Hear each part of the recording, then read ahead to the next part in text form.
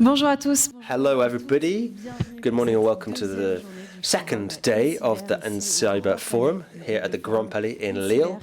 The INCYBER Forum, which has, of course, become an unmissable event, continuing to explore and understand the latest goings on and developments in the cyber world and all the challenges that go along with it. My name is Julia Seeger. I'm a journalist from France 24. I'm delighted to be with you all throughout these 3 days with my colleague, Charlotte Kemp.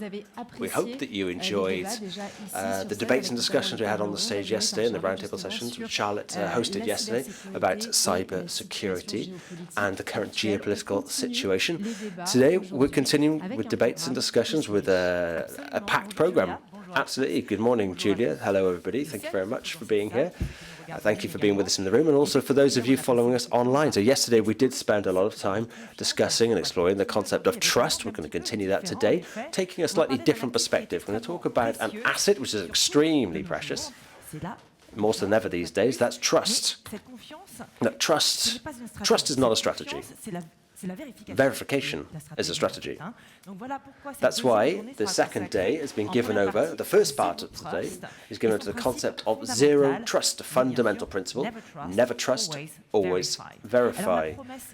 Zero trust, the promise is a world where trust is never afforded a priori or by default. So where trust must always be explicit and constantly proved, where each person, each device is verified and frequently checked. Absolutely, Charlotte. And as we all know, in today's digital environment where trust, which was previously taken as given, has now become a vulnerability. With the proliferation of cyber attacks and increasingly sophisticated attacks, and obviously all the issues that go along with digital sovereignty, a new approach to zero trust seems necessary. Operationally, how does that work? How can businesses implement this strategy without sacrificing their agility? And if we now live in a digital world where mistrust is the rule, how can we, paradoxically, build trust? Those are just some of the questions, the potentially complex questions, which we'll be asking to our guests throughout this morning. Absolutely. Guests who are decision makers, entrepreneurs, practitioners, experts in the cybersecurity field. A diverse array of speakers we have this morning from the public sector, the private sector, from agencies, institutions, regulatory authorities, etc., all of whom have obviously a very different perspective on the subject. And that's what makes this forum so rich, that diversity that we have. Absolutely. And very shortly, we'll be welcoming Vincent Strubel, Director of the French Information Security Agencies. We'll also be welcoming Joe Sullivan, former Chief Information Security Officer at Uber, Facebook, and Cloudflare, and also Stefan Adinger, Technology Director at AWS. Oh, and just a little aside, if I can, for a moment. At the side of the room here, we have a sketch artist with us, Nicolas Caruso, who's back this year, back with the Good morning, Nicolas. Nicolas is our in-house cartoonist, and he's going to be injecting a little bit of humour into proceedings, and will be displaying his cartoons and sketches as he reacts in real time to the discussions on the stage. Welcome back, Nicolas. Thank you very much. Also, we have a bit of something different this morning for any science fiction fans. I imagine we've got a few science fiction fans in the room today. I think you'll enjoy the little cinema screening we've got, the film screening we got after the speeches, which is zero trust and how it applies to the human world and the digital realm. I won't say any more about that, but at the end of this morning's discussion, stick around for that film. Oh, and to our online audience, don't forget that you can always interact with us using the chat. I can see that General is going to enjoy to introduce our next. Yes, please welcome the General to the stage. Thank you, everybody, and enjoy the morning. The Prime Minister, ladies and gentlemen, dear friends, on behalf of the whole INCYBER team, I'd like to begin by welcoming our newcomers and, of course, welcoming those of you who were with us yesterday. And yesterday was obviously a very big and busy day, and today will be no different. So when you think about the history of humanity and what we might call angles of attack, if you will, there's an interesting one which is to focus on the importance of flows flows. It could be flows by land, flows on sea, flows in the air, and also nowadays, obviously, immaterial, intangible flows of data. We have flows, we have movements in the world, which are of hope, and also sources of concern, of worry. And when you have that balance of hope and concern, what do you need is a right balance. We need regulation, we need an organization, a structure which is capable of arbitrating, of striking that right balance. And when necessary, stepping in to help us out. Since 2009 in France, we have a national agency for information systems security, which I think really is, in the European context, really at the forefront of these matters. And as we all know, a lot of regulatory changes in recent times are ongoing, and France really has been in the vanguard of driving those reforms. This agency, the ANSSI, founded in 2009, was founded as part of the same initiative, the same movement, which led to the creation of INCYBER in 2007. It's born from that same movement, and since 2009, INCYBER, every year, we've welcomed representatives of ANSSI, the National Agency for Information System Security. I remember the first time they came to speak, which was back in the infancy, the early days of the ANSSI, where Patrick, it was at the time, was the director, came to INCYBER, the forum, to explain maybe what might be the beginnings of a potential national strategy for information security. And Guillaume Poupard took over the reins, and these days we are very delighted to welcome Vincent Stroubel. Vincent, you are the controller, you are the beacon, you are sometimes the ambulance man. You are a particularly pertinent person to address this forum when we're talking about trust, the need for points of reference, for things that a pilot guiding, steering the boats, flying the plane. Vincent, you are that pilot. Director General of the National Agency for Information System Security, Vincent Stroubel.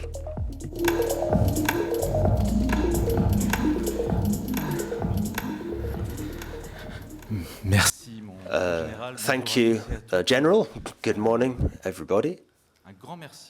A big thank you to the organisers of the forum. As you said, we've been here every year, and it's always a pleasure to come back to meet with the community every year. I think this year perhaps we need it now more than ever, which is, I seem to say that every year, but that's true. Unfortunately, I'm going to have to eventually stop talking about the Olympics, which was a big theme last year. But today, in fact, I'm going to talk to you about threats.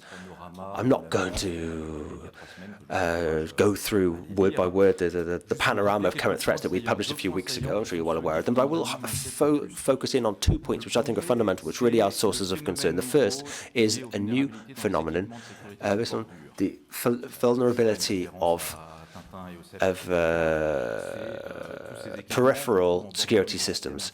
The systems that you find on the periphery of your instrument system, we're talking about VPNs, firewalls, etc. In 2024, more than half of ANSSI's cyber defense operations, so these are our highest risk level responses, more than half of them were connected with vulnerabilities in these peripheral systems. I'm not going to mention any brands because I'm sure you're aware who I'm talking about.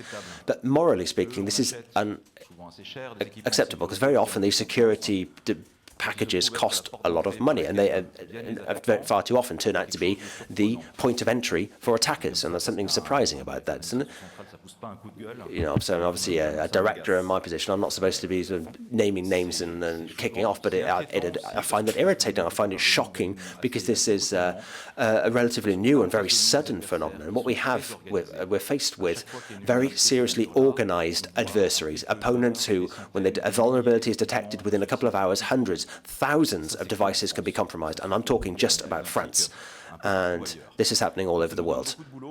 It's a lot of work for us, and there is a genuine risk that we're going to be overwhelmed by this kind of thing. So, faced with this, very obviously, there's a major effort that needs to be done on behalf of the vendors, the people who are supplying these services, these software, these equipments. ANSI issues security labels for a certain number of these, and some of these products which do have these labels. And the intrinsic security of these products is considered, studied very closely when we're issuing those labels, because they are critical infrastructure which are very vulnerable to attacks from hackers. A fundamental message which is worth restating is that security is supposed to be simple. And just to quote Saint-Exupéry, who probably wasn't talking about cybersecurity, is that perfection is not when there's nothing more to add, it's when there's nothing more to take away. And that's very true of security. It's something to bear in mind, because I think we're talking about zero trust this morning, if I've understood. It's certainly applicable in this context. Complexity only makes sense if it's under control, and not everybody is capable of keeping complexity under control, particularly when we're talking about zero trust architecture. Above and beyond what this might mean for vendors, it requires a collective effort on our part, this need for security. We're talking about peripheral systems and their vulnerability to attackers. Collectively speaking, as a cybersecurity community, we need to up our game. We need to do a better job of supervising these peripheral systems, of stepping in faster to sorting out problems more rapidly.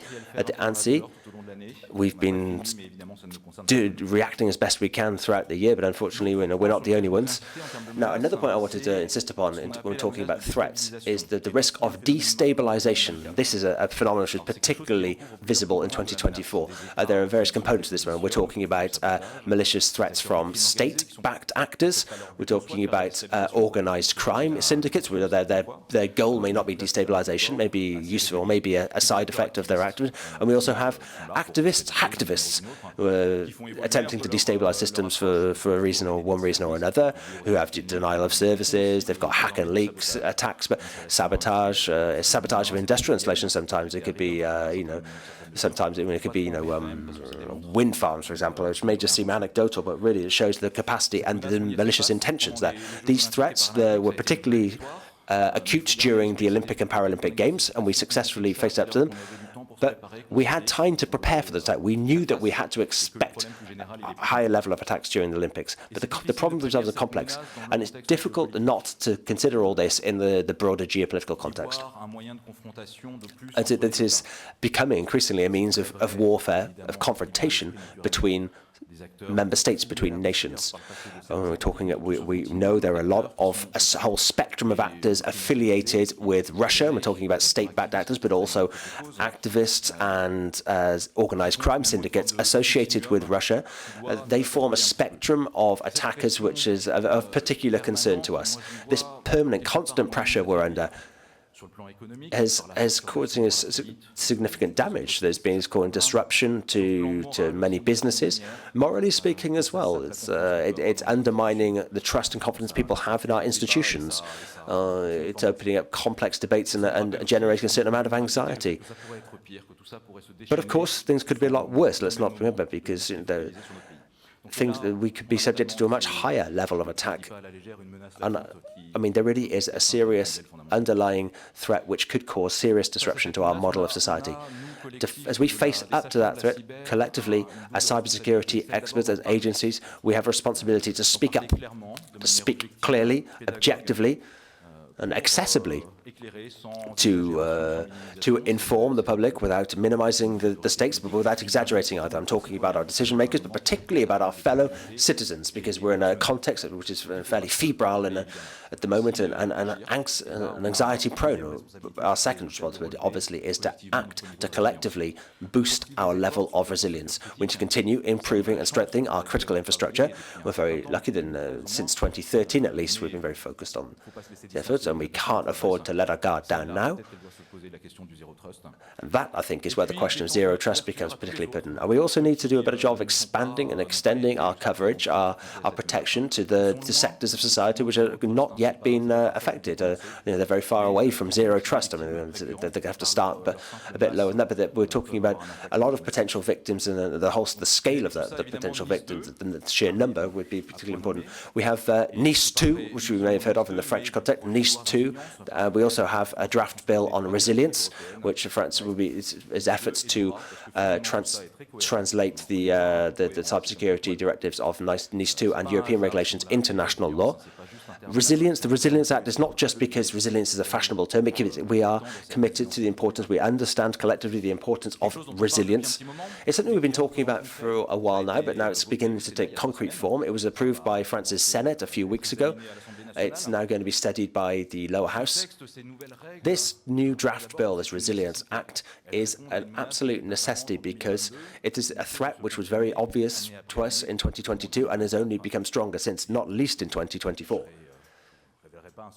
And I'm not giving anything away by letting you know that 2025 is already looking a lot more dangerous and risky than 2024 was. So facing up to that risk is absolutely essential, and it's also an opportunity. And we have to see this Resilience Act as an opportunity for us, an opportunity to talk about cybersecurity, to reach out to smaller companies or organizations who are not up to speed, to get the message out before it's too late, before they learn about it much more the hard way from a cyber attack.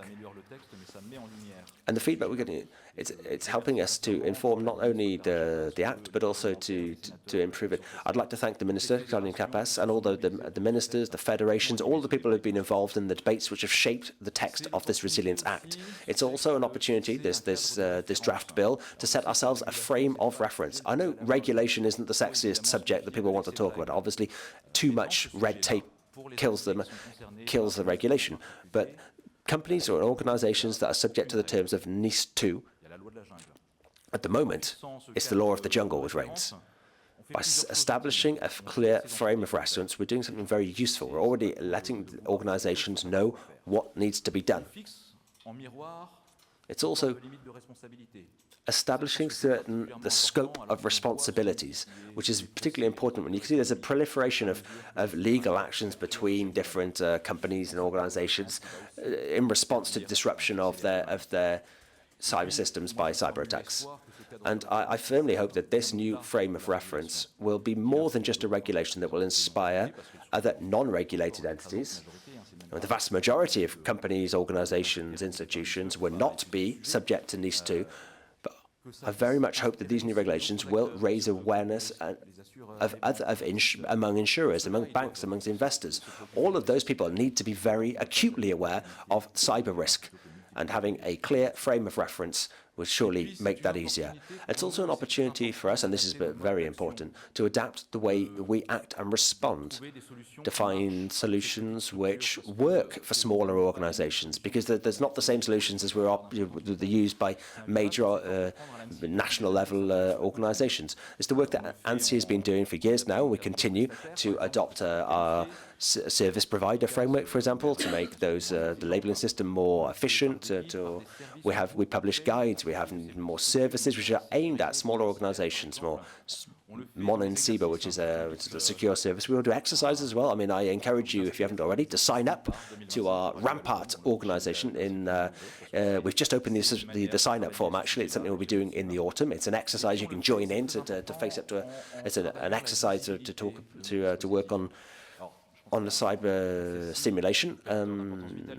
Now, for any vital institutional partners listening to us, they're very probably well aware of the workings of the ANSI, the website, the profusion of tools, tips that you can find on there. But if you're talking about, for example, I don't know, a business of a small company or even a company that's too small to have a data security officer, we need to do a lot more work to make the cybersecurity accessible to those small companies. That's why we have a service now which is called myservices.gov.france, which has a whole comprehensive inventory of services which are available to smaller companies, which helps to guide readers depending on the size of their organization, their regulatory status, the degree of maturity. It's about guiding them towards the right resources. They don't get lost in this thicket of jungle of regulations, the measures which potentially are not of any use for them, to find the right diagnostic of the situation and the right solutions for them. So that first version of that inventory is now online. Of course, there'll be further iterations and improvements. But I do invite you all to get on there, check it out for yourselves, and give us feedback. That's what we need to help us change. The effort to adapt is also, it's a collective responsibility. it goes far beyond the confines of my agency. It involves all of the government departments, and I thank you very much to the National Gendarme, the police department, who are paying close attention to the importance of cyber attacks and help that there are eyes and ears on the ground. The eCert regulations, that network is becoming increasingly dense and well structured because they really are a cornerstone of the assistance not just to victims but also to prevention of cyber attacks. I'm very happy this year to note the progress that's been made, the pieces of the puzzle which are falling into place. Yesterday, territorial CISA organizations published their first annual activity report. They showed this model. It's a new model, relatively new, but it's useful. They're already responding to incidents. They're out there helping people. Yes, there was an important milestone for these local relays, which hopefully people are starting to get to grips with, and that network now of regulatory agencies, the CSELs, which are out there all over the territory now. So we've also seen much of evolution of the private sector offer. Selling a cybersecurity tool to small, medium-sized business is not the same as selling to a major institution. And then there's a lot of, and we're very lucky in France to have a tool which works very well. The Cyber Campus Network, the National Cyber Campus Network, the regional Cyber Campus Networks, they play a key role in tailoring the security services to the size of companies' organizations. The cyber campuses are a place where beneficiaries of services can come together with service providers. It's where you can have, where people can better understand mutually their needs, and also the essential feedback loops, because things don't work at the first attempt. So having that conversation, that dialogue between providers, users, it helps us all collectively to create new solutions, to improve existing solutions, to drawing upon our collective intelligence and our strategic autonomy. Having French and European solutions is more important now than ever. And on that subject, I would like to say a few words. I'd like to mark the work that's been done by Michel van den Berg at the head of the National Campus Cyber Network, and all the great work he's done to put together that network, and to congratulate Geoffroy, who's going now opening up the next chapter in the history of the campuses. I know Geoffroy is well aware of the challenges we face. I know we can have full trust in his work to continue developing and exploiting that collective intelligence. As I said, resilience it's a constraint, but it's also an opportunity. I'd like to reiterate that. It's an opportunity for smaller businesses, for smaller organizations to stay a few steps ahead of attackers, and also for service providers, software makers, fabricants, all of you have an opportunity to improve the tools, the services they provide, and let's all collectively seize that opportunity. And if we take a few steps back, it's not just Nice 2 in France. We talk a lot about Nice 2. It's not just the Resilience Act. There are other opportunities to be grasped in the European arena. And there are other opportunities which we need to create, to build. We need to organize and to create and build the opportunities of the future. The opportunities that already exist, Nice 2 I've mentioned, the directive, the certification framework also, I'm very happy. And it's not entirely a coincidence that at the start of this week we signed the very first certificates, the cybersecurity certificates, under the EUCC European certification system.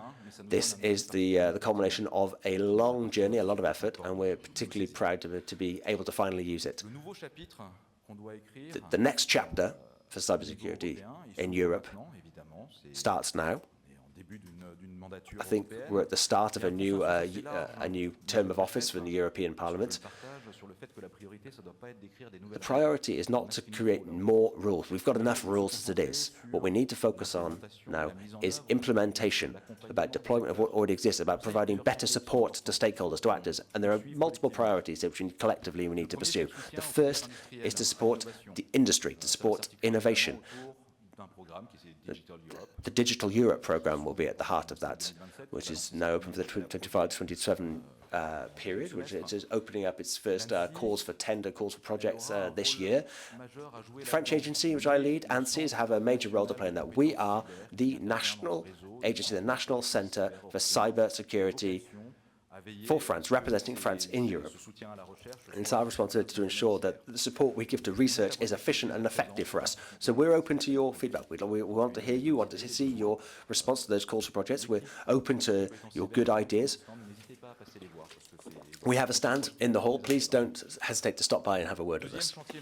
Second major objective, I think, is the CRA, the Cyber Resilience Act. That's another essential piece in the puzzle as we upscale our cyber efforts. It's going to establish obligations for vendors, for suppliers of digital services, about the secure design and the secure management of their products and their vulnerabilities and their life cycles. I don't think I need to draw you a picture when we're talking about, to draw the link with what I was saying earlier about peripheral security systems. But there's a lot of work also to be done in terms of standardizations. And standardization, again, is not the most fun part of our job, but we absolutely, collectively, need to get on to bring our experience, our expertise to bear on the standardization of cybersecurity rules to make sure that they're practical and useful. And then one final job priority, I think not the least of them, which perhaps not everybody would immediately think of, but in the second half of 2025, we're going to revise the Cyber Security Act. There will be a review and a revision, and that's going to establish the basis for certification systems such as the SCC. That's an opportunity which we must seize to ask ourselves some serious questions, to capitalize on what's worked in the past, even if we could have done things a bit quicker. But the EUCC certification system is a good example of that. We now need to have a very level-headed discussion about the things that work, but the things that did not work, the things which were left out of the framework, the cloud, for example, but not just that. We need to take the time now to talk about these things with cool heads, to analyze, obviously, given the geopolitical context which has changed, and to see if collectively we can make some progress on these subjects which are more important now than ever before. It's also an opportunity. We can't just look at the past, and obviously the past informs the present, but we need to open up new horizons and look to the future. And certification of cybersecurity service providers at European level is going to be of essential importance. It's a model which exists at the national level. We have what we call qualification certifications of I'm not going to give you the whole list of them, but it works. But I don't know objectively how in France it would be possible to run business without those certified service providers who respond to the majority of cyber attacks. If my agency was alone fighting off the vast waves of cyber attacks we've had in recent years, it wouldn't work at all. So having these certified providers, it works very well at national level, and there's no reason why it shouldn't work at European level. It's going to take investment, it's going to take effort, but it answers an essential need. We need a form of European solidarity, mutual assistance and reserve, and it's going to have to involve the private sector. I can see the time is ticking away. I'm almost down to zero, so I am going to stop here with that list of things to be done and priorities to be tackled. I haven't even talked about AI or post-quantum cryptocurrency, but important subject, but can't talk about everything. But it can be intimidating when you think about all the work that lays ahead, all the things that need to be done. I mean, the diversity of the subjects, but these things are all linked. They're all complementary. I mean, you can't afford to leave out any of those pieces from the puzzle, even if sometimes we prefer to ignore certain subjects. 2025, though, and the years to come are going to be harder, going to be more complex than 2024. And perhaps this is my own personal bias, but in 2024, a lot of us, it was either make the Olympic Games a success or you're out of a job. Things are slightly more complex this year. There's a more diverse array of threats. I can't stop talking about the Olympic Games. I said I wouldn't, sorry, but we really did, we did move mountains. We did. I think it was a small miracle that we managed to pull it off, and I'm sure we'll do it again. And fundamentally, we don't have a choice because, and I mentioned in the beginning, but we are faced with threats to our fundamental societal services and structures, and we can't afford to fail. Thank you very much, and look forward to seeing you all soon.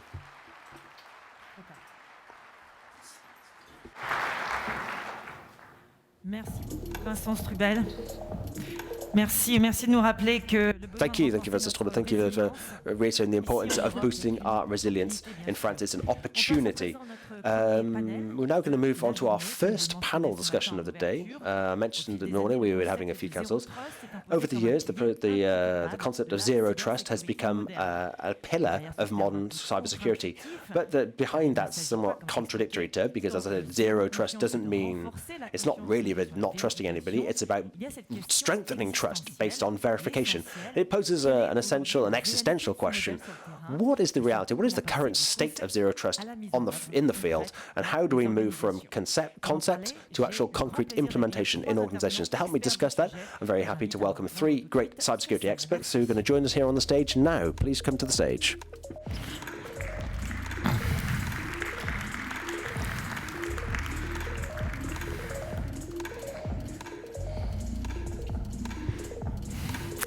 Bonjour.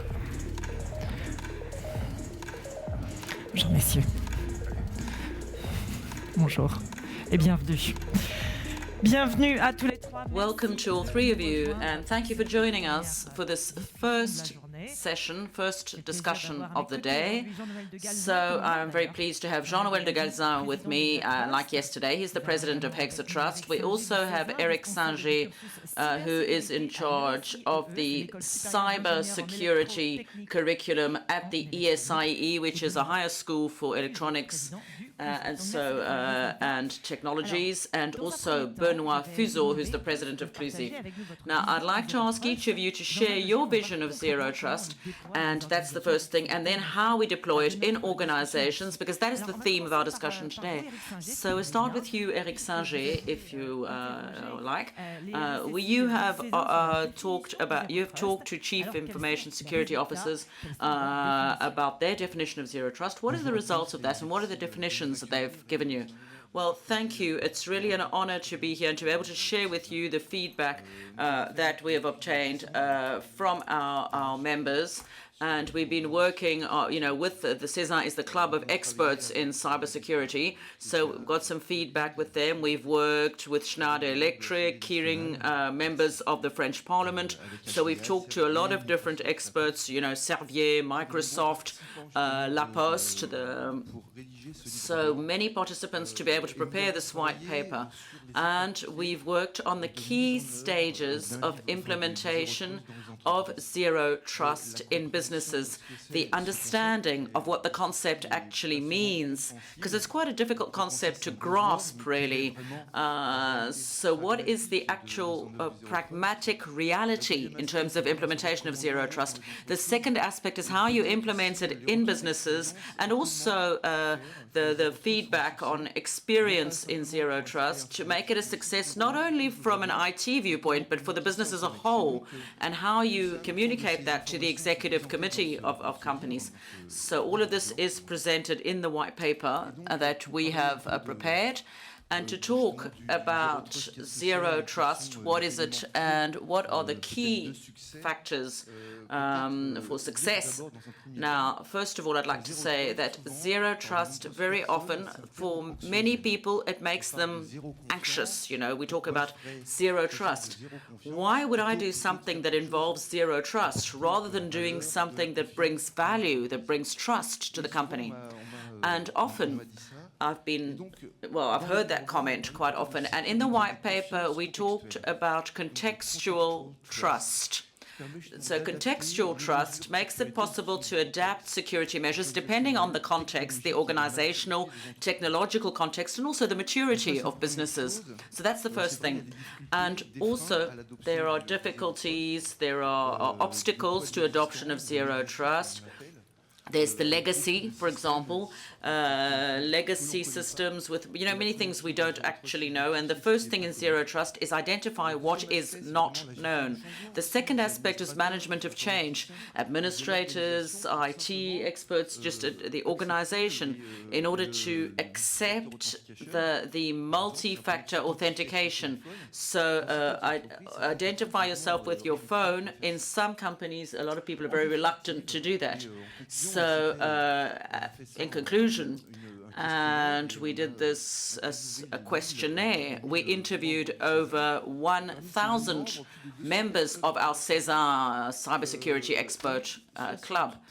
And those who answered, well, 60% of those who answered said that they deployed zero trust bricks. This means adoption is underway. 20% though said they had done nothing. Maybe we're just starting to ask questions. Some said they'd started using some of the bricks, so we're going to continue to talk about the bricks maybe in the minutes to come. Thank you very much, Eric Singer, for your first comments on zero trust. It's a term that seems a little counterintuitive, or maybe a little bit unfortunate, really. Jean-Noël Gazin, you're also publishing a white paper at this, well, for this forum, the INCYBER Forum. So what are the main lessons learned, and what is your vision? I'm not going to come back to the technical vision. I think that Eric and Benoit are better placed than I am to talk about this. But I would say that zero trust is a strategy for cybersecurity. And, well, we say that it's an unfortunate term. It's like any sentence, any term taken out of context. In fact, zero trust is a principle that we are all interconnected to the same network, humans, machines. Tomorrow, all the connected objects, all the artificial intelligence agents, we're all connected to the same network. And so there are things that exist, that's legacy. And then there are things that are valuable, of course, the data, that is resilience. All of that has to work all the time. And the idea here is to create and implement a strategy that says that each person, each machine, each object represents a threat for the network as a whole, and the network is something we all share. So based on that, the zero trust strategy is going to be specific to each organization, depending on your line of work. A lot of cooperation, among different lines of work, different professions. A lot of cooperation required, and Vincent Strubel said this in his speech. It's very important in zero trust to rely on cooperation. It is an idea that we constantly adapt. The cybersecurity strategy is going to adapt constantly depending on these imperatives, on the needs of your profession. Yes, as Eric was saying or implying, zero trust is not an absolute strategy. We can't have zero trust everywhere. It's with users. It can only be done with users. So a zero trust strategy must have a good strategy in terms of identification of users, authentication, and the inventory and list of users, and also an inventory of machines, an inventory of all the connected objects and processes of the company.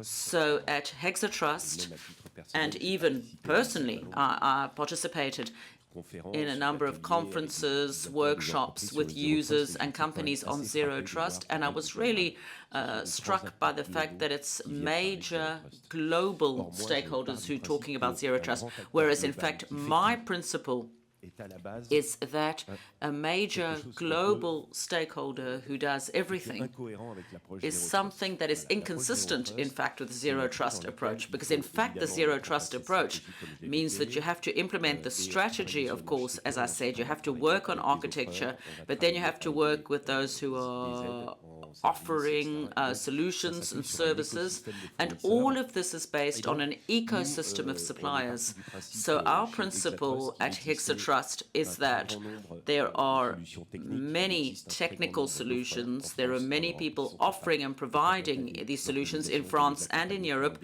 who can support organizations in deploying these zero trust solutions, whether it's in a small business or in a global business, using sovereign solutions. So that is the idea of our white paper, to make it possible to address this topic, to get information on the topic, on the ecosystem of suppliers that exists, with an additional dimension, which I think we may come back to, which is the protection of data. Absolutely. It is now time to hear the viewpoint of the CLUSIF, which is the Cybersecurity Reference Association for France. What are the main pillars of zero trust for you? Well, perhaps we were slightly ahead of schedule, I believe, because we had a white paper that was deliverable in October 2023, so dates back about 18 months. And when we talk about the last figures, you know, that about the 20%, what you were talking about, I think it's a problem. There's a lack of knowledge. We all have strong authentication on our system, so we've started with these pillars on zero trust. You were talking about pillars. I believe that one of the main pillars, and Jean-Noël said this very well, is the governance part. We're not just talking about technology, but also about implementation, integration of work, and changing the way we think these applications and the access to the data. And we talked about this a little bit.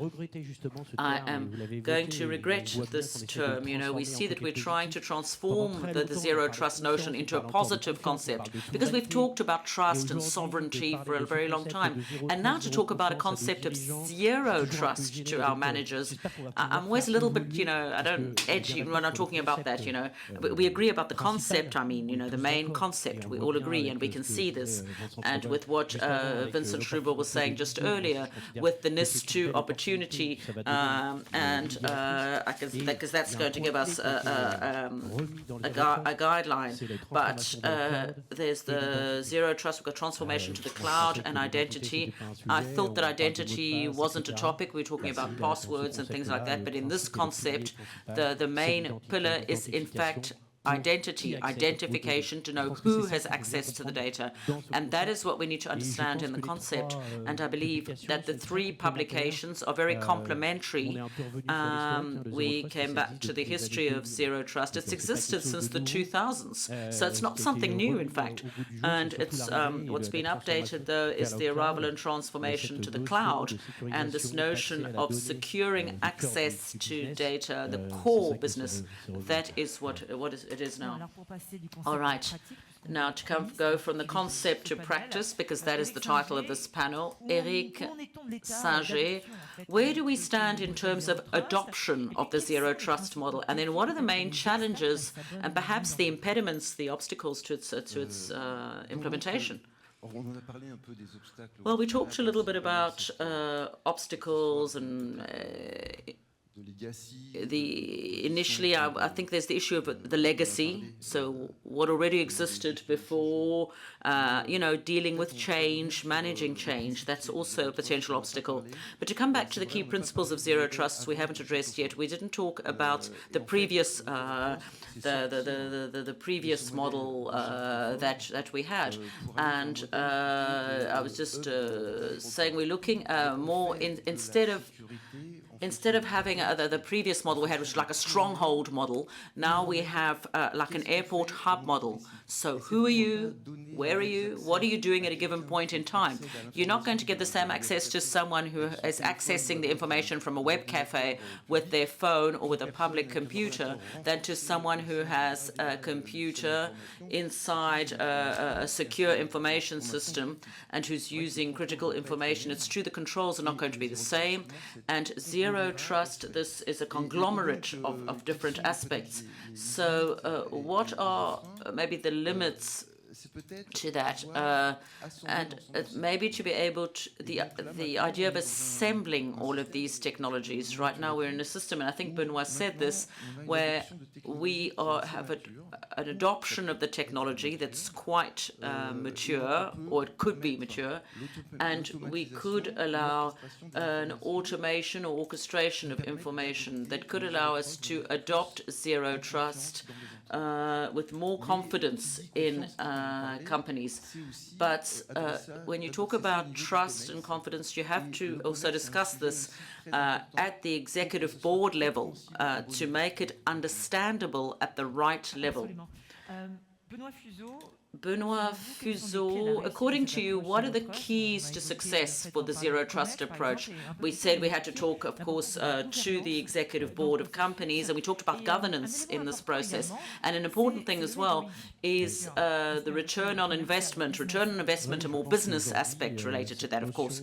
Yes, I think that today everybody, this notion and all the concepts that we see, and Jean-Noël was saying this, we have a whole set of security solutions. In many different structures, we have reached some budget limits, and we're going to be increasingly challenged, I think, on the profitability, asked about return on investment, and also, basically asked about the cost, the optimization of these solutions.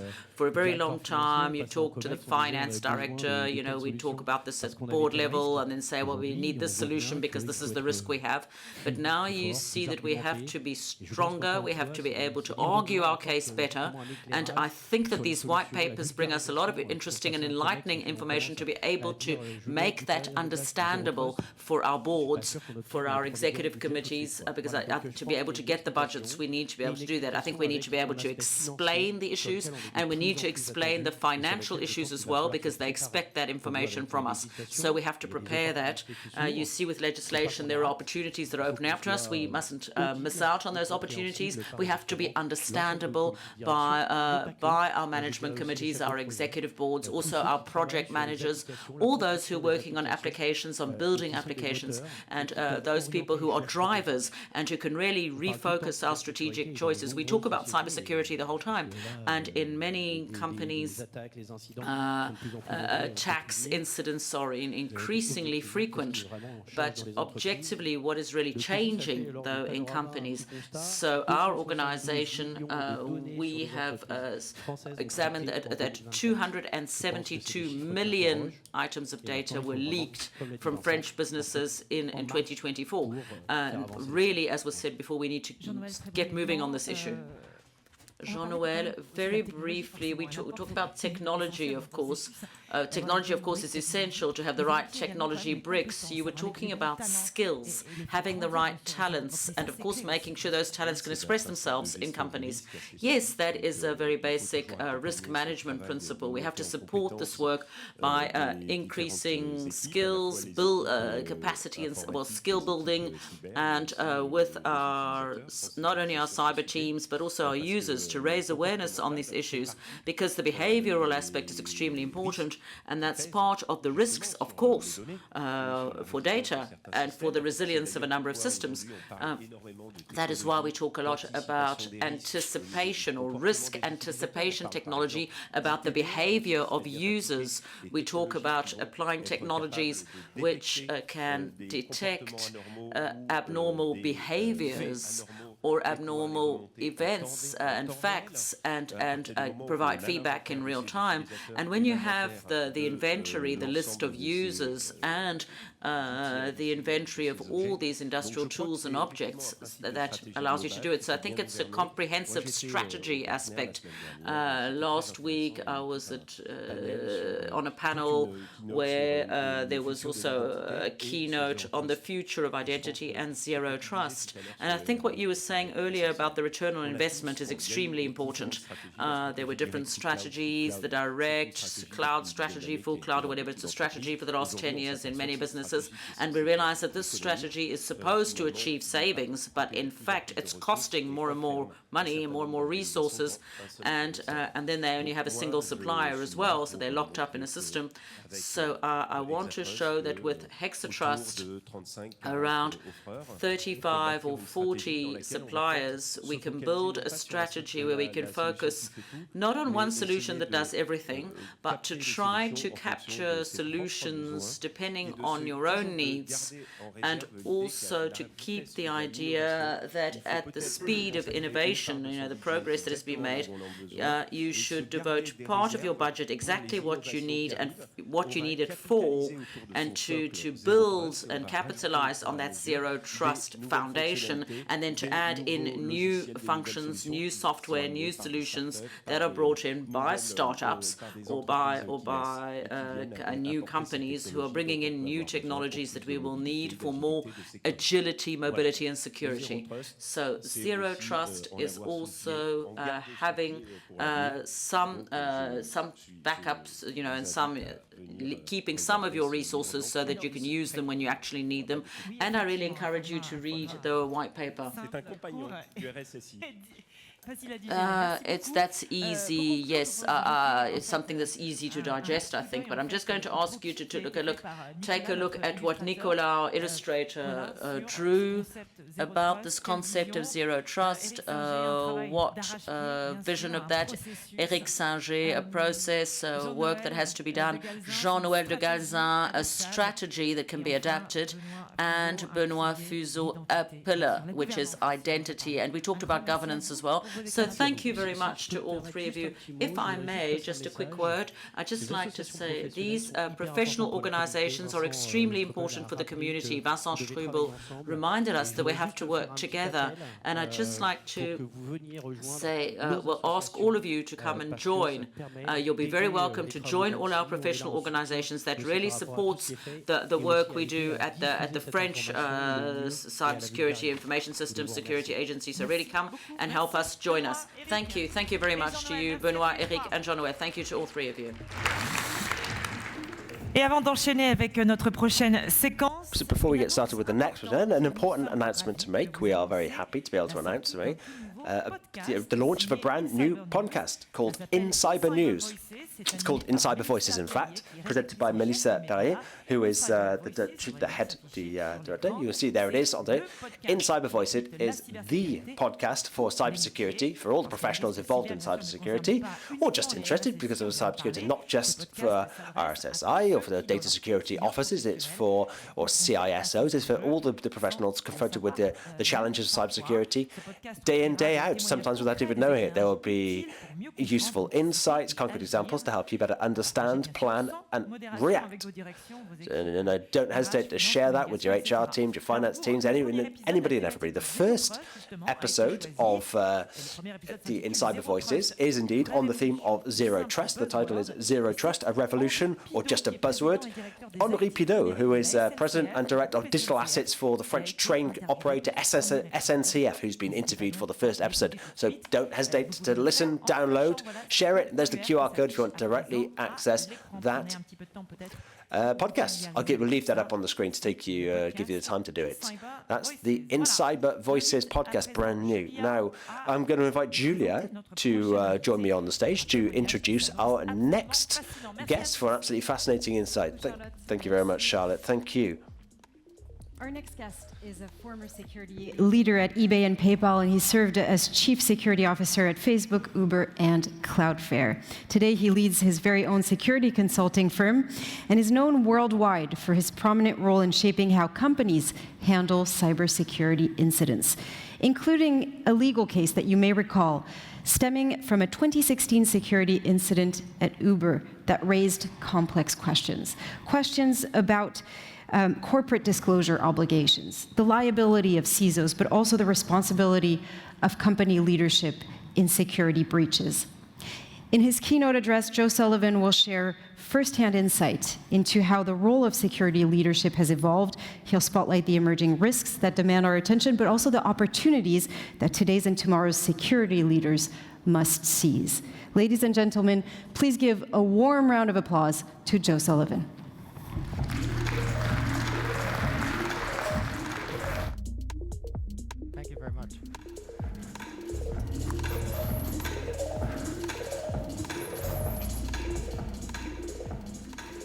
Good morning, everyone. It's great to be here. Thank you for the indulgence of letting me speak in English. My high school French is not that good. So my career is a story of zero trust in a certain sense. I spent my first 8 years with the United States Department of Justice. I had the privilege of being the first full-time cybercrime federal prosecutor in the United States. And what that meant was that I would go around Silicon Valley and talk to companies and say, tell me about your cybercrime issues so that we can prosecute the bad guys. And the companies would say, we don't trust you. We don't have any cybercrime. There were no disclosure obligations in 2000 when I was starting those conversations. And I had to try and build trust. I had to say, we don't want to go after you. We want to go after the people who are targeting your customers. And little by little, we started to build trust, and we started to do cases together. And then after a couple of years, I switched over. I left the government and went to eBay. And my job at eBay was to oversee our fraud investigations team. And as part of that job, I traveled around the world speaking with law enforcement and explaining how they could do cases. Believe me when I tell you, showing up at police stations in 2002 and saying, hey, I'm here from eBay, I would like to talk to you about cybercrime and we could use your help, there was not a lot of trust. And then certainly when I went to Facebook, it was more of the same. But my job inside these companies was always to try and build bridges between the public and private sector. I testified in Brussels several times. I testified before the US Congress multiple times. I went to China, I went to India, I went to lots of different countries to talk about how do we get the public and the private sector to work together. Because something I came to understand pretty quickly was that cybercrime is different from all other types of crime in one way. Most of the data that's needed to hold people accountable for when they do bad things on the internet resides in the hands of the private companies. And we want it that way. We don't want our governments to have direct access to all of that data because of personal privacy. And so because of our privacy principles, we have this tension when it comes to cybersecurity that makes all of our jobs harder. We have to work together between the public and the private sector, and yet there's not a lot of trust. In 2016, President Obama in the United States appointed me to his Presidential Commission on Cybersecurity, and we tried to tackle this. And we continue to push to develop rules to allow the private and public sector to work together. But the laws are still evolving quickly, but not quickly enough, because technology is evolving even faster. So I'm going to tell you a story of something that I obviously regret very much, a situation when I was at Uber. What I found was that there was no trust. Over the course of my career, I've mentored a lot of security leaders around the world. And I used to get phone calls, and they would say, Joe, will you help me prepare? I have an interview to become a Chief Information Security Officer, and I want to know how to do it well. I want to be able to speak to the CFO and the CEO and all the other leaders about cybersecurity. And about 4 or 5 years ago, that started to change. Now when I get those calls, they're different. The call I get now is, Joe, I've been asked to interview for the Chief Information Security Officer role. Do I even want to do that job? It seems scarier than it used to be. It used to be a technical job. It used to be a job where you were fighting the bad guys. Now the tension between the private and the public sector has gotten so high, the trust has gotten so low, that people are afraid to take the role because of cases like mine.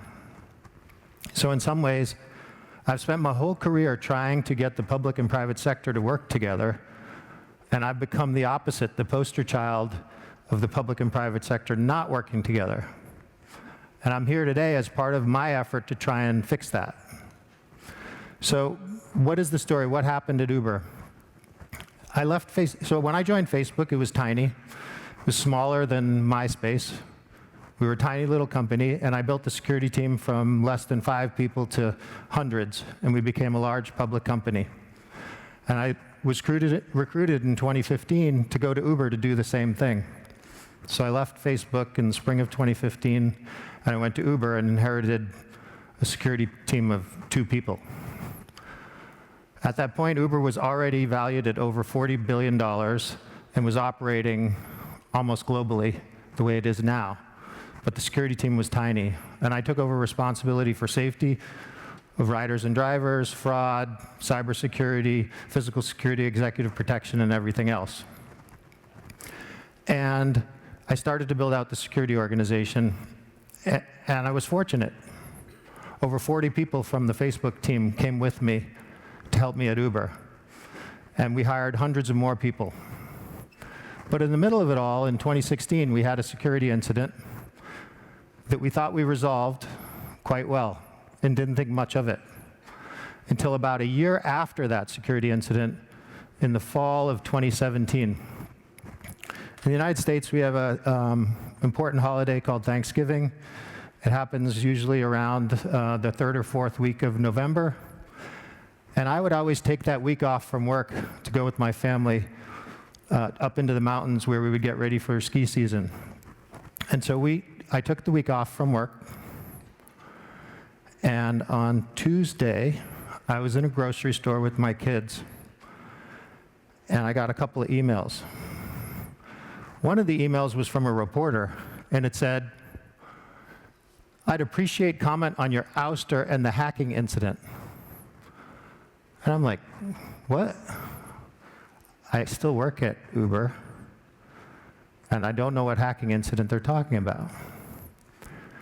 The other email that I received was from the legal department at Uber, and it said, attached is an agreement you can sign that says that you resigned. And what had happened was the company decided to retell the story of a security incident from a year before. A year before, when the company had a different CEO and a different general counsel. Because Uber, in the year between 2016 and 2017, had one of the craziest years in the history of all companies, in the history of companies. In that, Travis Kalanick, who was the original founder and CEO of Uber, was forced out, and most of the executive team with him. I was fortunate enough, I thought, to have survived that purging, and so I was still the chief security officer in the fall of 2017.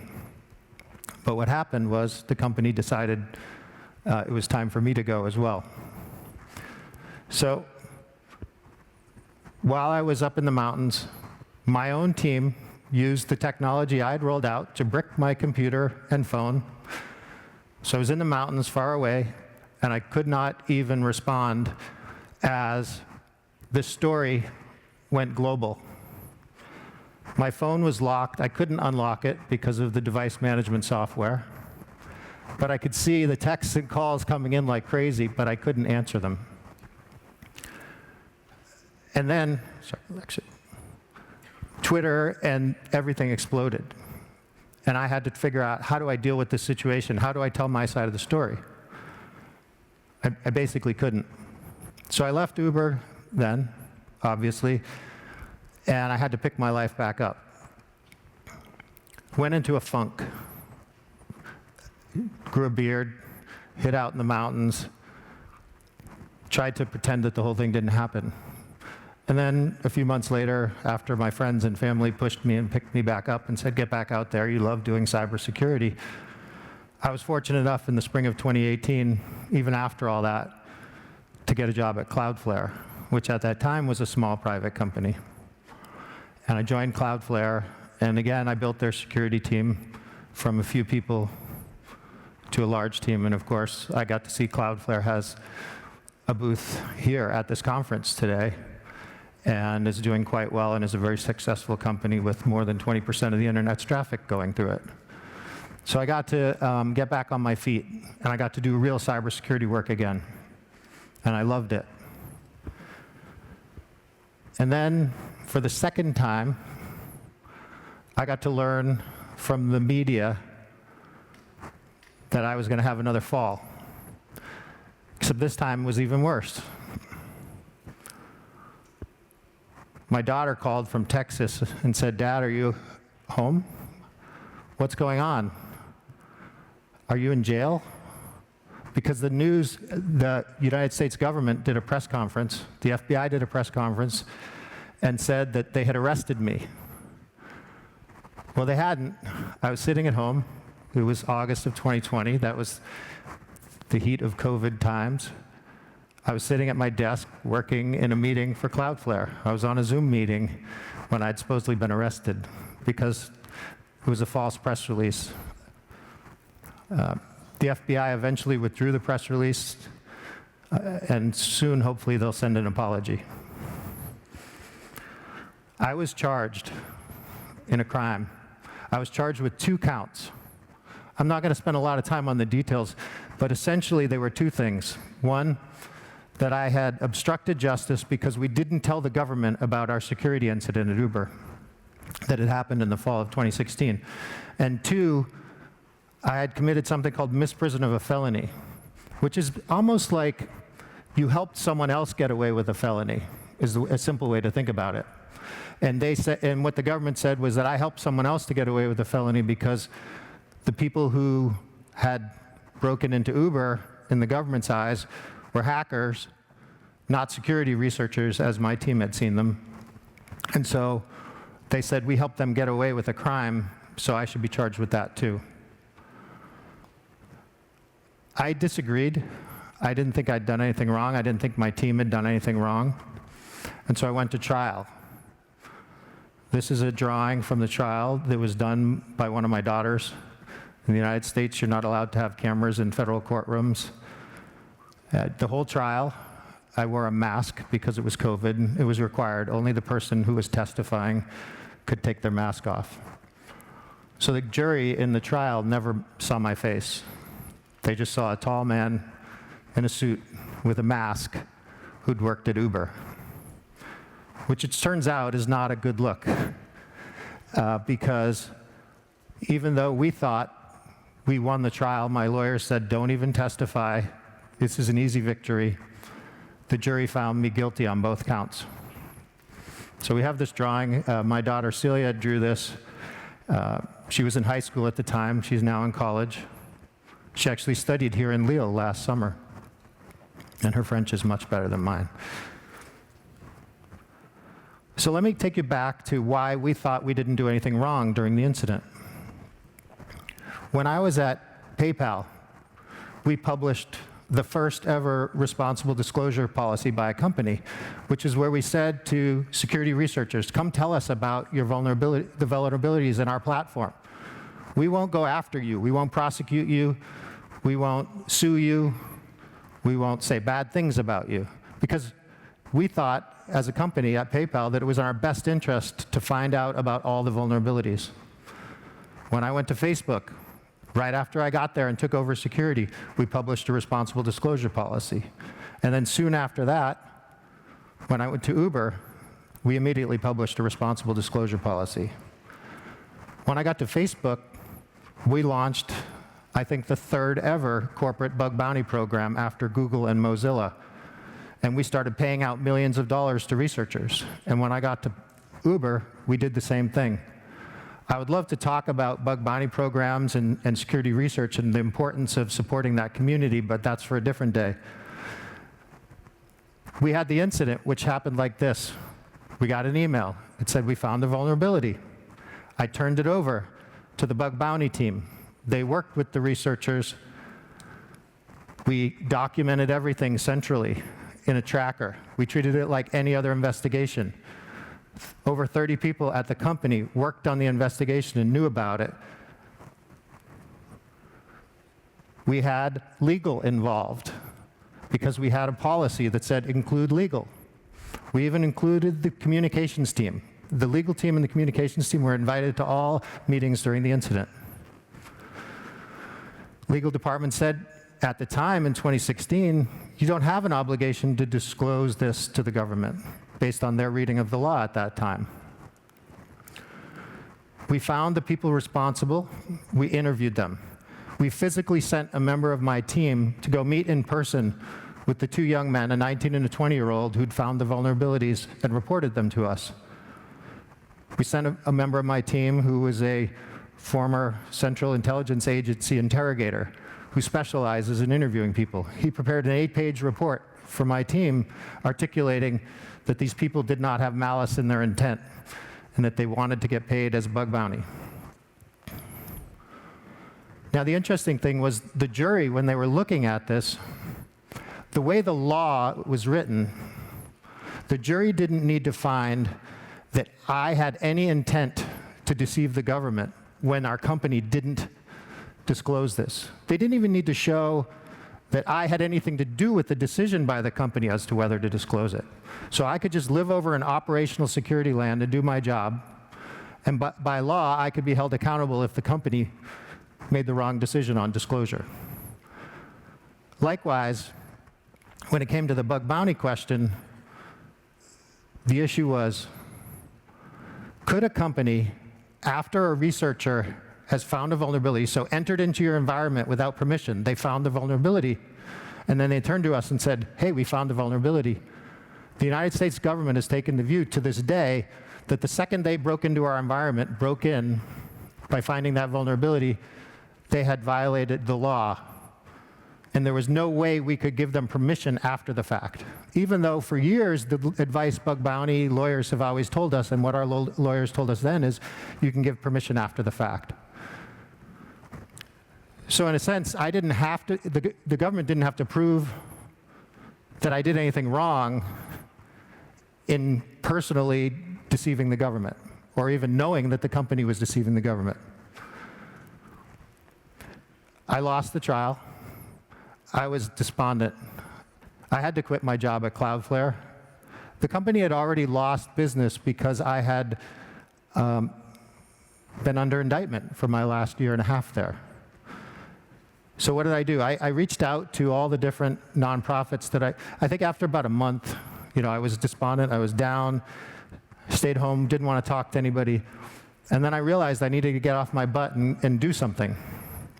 And so I reached out to all the nonprofits. You remember, I had been this well-known cybersecurity leader in the United States. I'd been on President Obama's Cyber Commission. Everybody knew me. And so I reached out to all the nonprofits I'd worked with in the past and said, can I do I just want to do work. I'll work for free, I'll volunteer. And they didn't want to be associated with me until I found one organization. And so I became the CEO of a nonprofit called Ukraine Friends. During my time at Cloudflare in 2022 and 2022 really, the most fulfilling thing that I had been doing was helping the US government help in Ukraine, because we had been asked to help at Cloudflare. And so I'd gotten to do that, and I got to see what was happening on the ground from a technical standpoint and be involved defensively. So I asked if I could help. And so as a result, I've been to Ukraine quite a few times since then, and I'm the CEO of a nonprofit called Ukraine Friends. This is a picture of me delivering laptops to children in the Bucha region that was damaged heavily in the early fighting. I've been all over Ukraine. We put these stickers on each so I bring laptops. I get companies to donate laptops. We bring them over, and we give them out to kids stuck in remote school. And half the country is in remote school, still. And half of those kids can't afford a computer. And it's not like you can go on the internet and order a computer shipped to you in Ukraine. It just doesn't work like that when you're in a war zone. So we put together the sticker. The real version that you see on the laptops is in Ukrainian.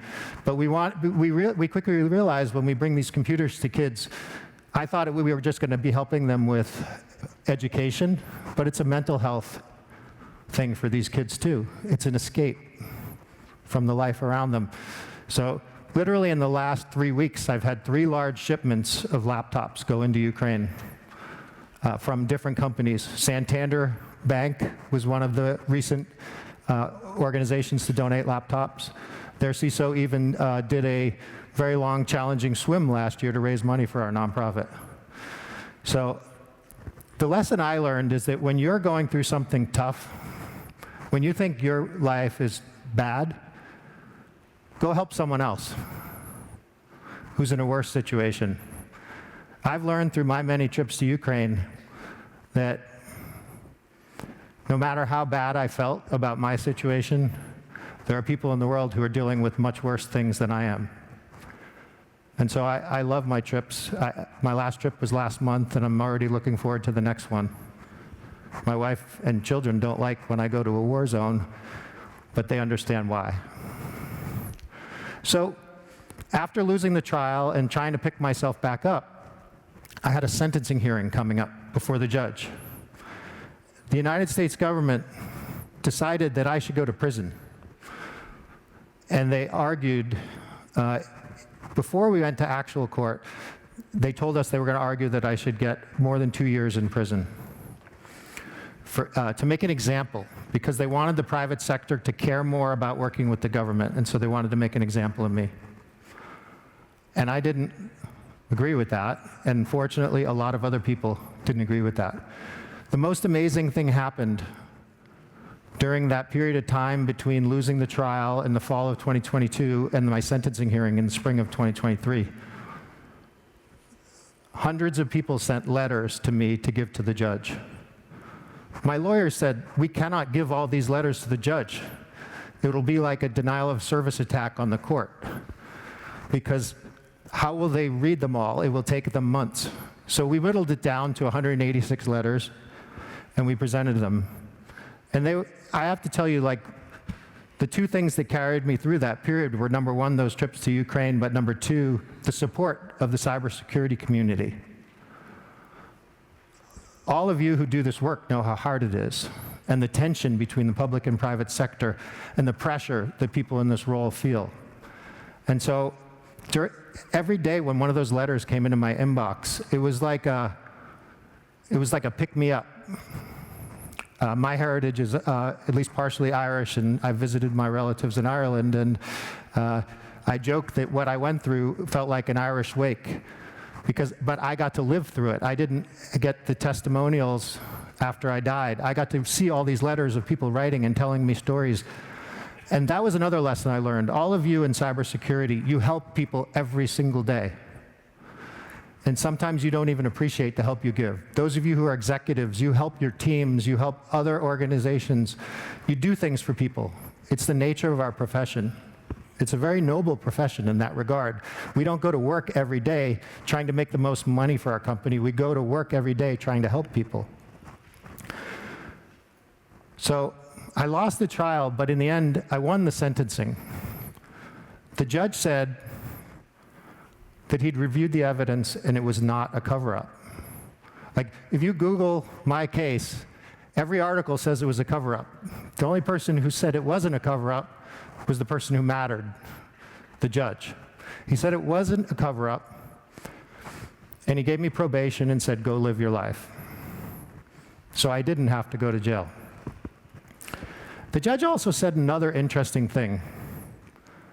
He said to the government, why isn't the CEO here? The CEO is the person who's ultimately in charge. And I've talked to so many people in the cybersecurity community about this point. The CEO sets the culture on security. The CEO gives you your budget. And the CEO is where the buck stops in terms of risk-making decisions. And so what we're seeing is a trend to move the responsibility to the entire executive team, which I think is where it should be.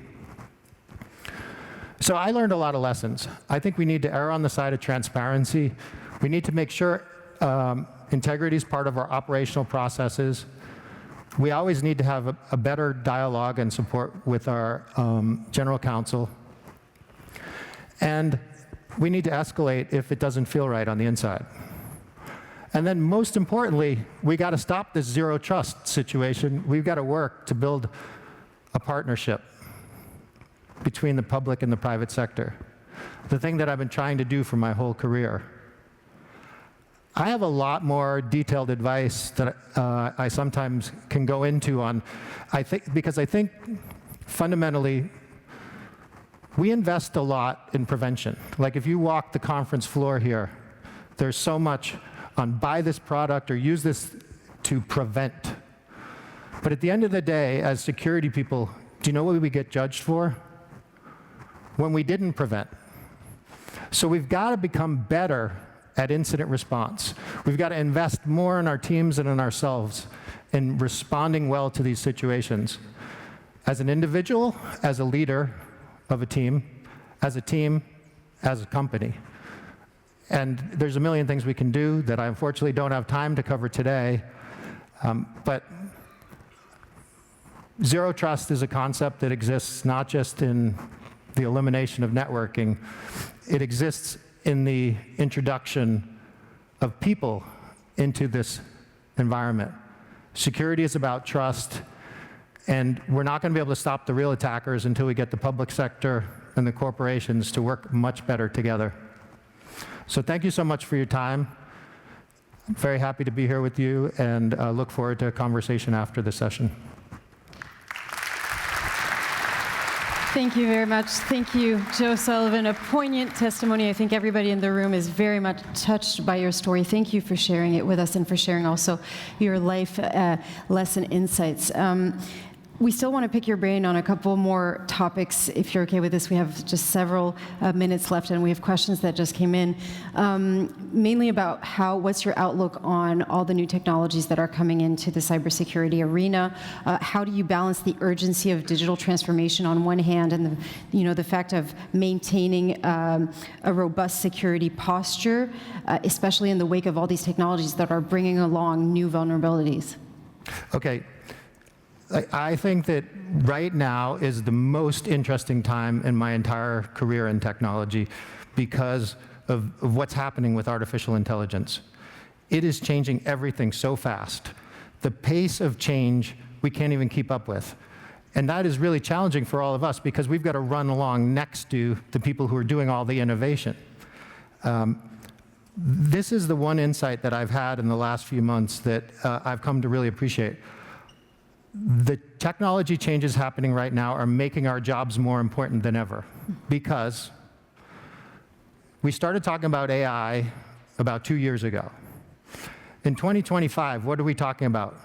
AI meeting robotics, right? I'm actually, my first stop on this trip was with a European company that makes humanoid robots, and I'm helping them on a security project. And the most fascinating thing about it from a cybersecurity standpoint is not the technical implementation, I mean, there's a lot there, but the data implications. Right? Why did another US data center company do a big IPO last Friday? And why is there so much attention to like building out data centers and now we need more nuclear power? It's because it's about data. Right now, you can't just let the AI run a robot because we don't have enough data in the data centers. Why is Meta subsidizing giving out glasses? Because they're collecting 3D data. All the data in our warehouses is 2D data, right? It's about things that were on paper. But now the data centers are going to get filled up with three-dimensional data. Like if a waiter or a waitress navigates a restaurant, how many decisions do they make before they put a plate in front of you? Which side do they come up on? Do they take your glass? Do they move? If a robot is going to do that, all of those decision-making pieces of data are going to end up in data centers. Who's going to secure all that data? The people in this room. And so our job is not getting easier, it's getting harder right now. Now, people in this room want to know also, can you describe perhaps another situation where security considerations significantly altered or perhaps delayed digital transformation initiatives, and what are the type of lessons that you learned in the process? I could give you an example just from this week with that meeting that I had where we're working with the robotic company. CAD design has been the same basically since the 1990s, but the CAD design systems were built in the 1990s. So with this robotics company, we're working through right now, how do we secure the CAD? Because if you're a robotics company in 2025, what is your most valuable asset? The intellectual property in your CAD system. But you can't get it to work with a modern single sign-on. So I'm in the middle of a negotiation with the CEO right now about like, how do we migrate to a modern CAD environment without disrupting the production of robots for 6 months? because you can't really change your design system halfway through the life cycle of a robot. Right. And those are the types of challenges that are just going to come up every single day in this job. And that are going to continue to be raised. Thank you so much, Joe Sullivan. I think we gave him a very warm round of applause. Thank you. Thank you, everybody. Thank you. Please. Et tout de suite, on va passer à la table ronde. So we're going to move on without further ado to our next roundtable session on the issue of zero trust, which, as you will have understood, is the thread running through today's event. And we have another panel of experts from a varied array of sectors. We'll talk about how we implement zero trust, how to do so without sacrificing agility. It's a very operationally focused, pragmatic discussion. Please welcome to the stage our next round of guests.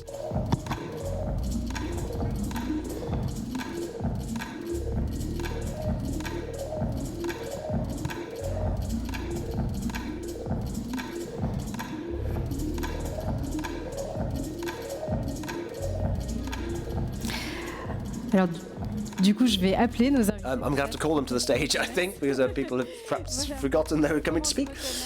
Florence Motet, thank you for joining us. You are Chief Information Security Officer for Zalando. We have Manfred Boudreau-Damer, CIO of NATO. Hello and welcome. Please do take a seat.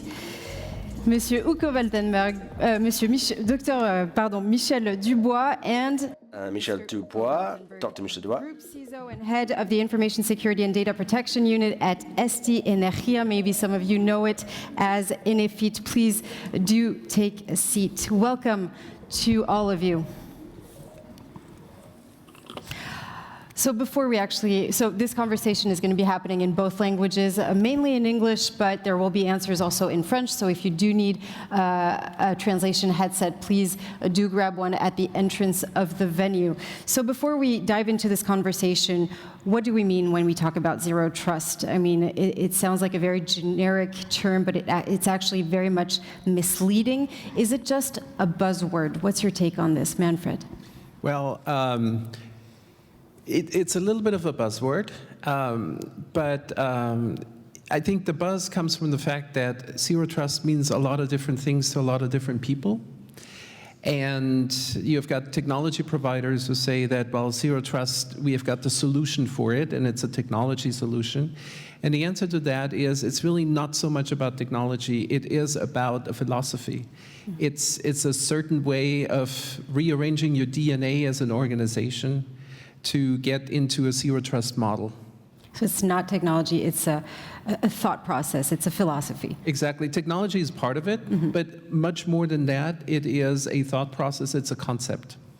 Alors, Dr Michel Dubois, je disais tout à l'heure, donc je vous représente, hein, vous êtes adjoint au CISO. You are the director of the CISO for the Posta, the French postal services. You say it's a buzzword which has been taken over by marketing department.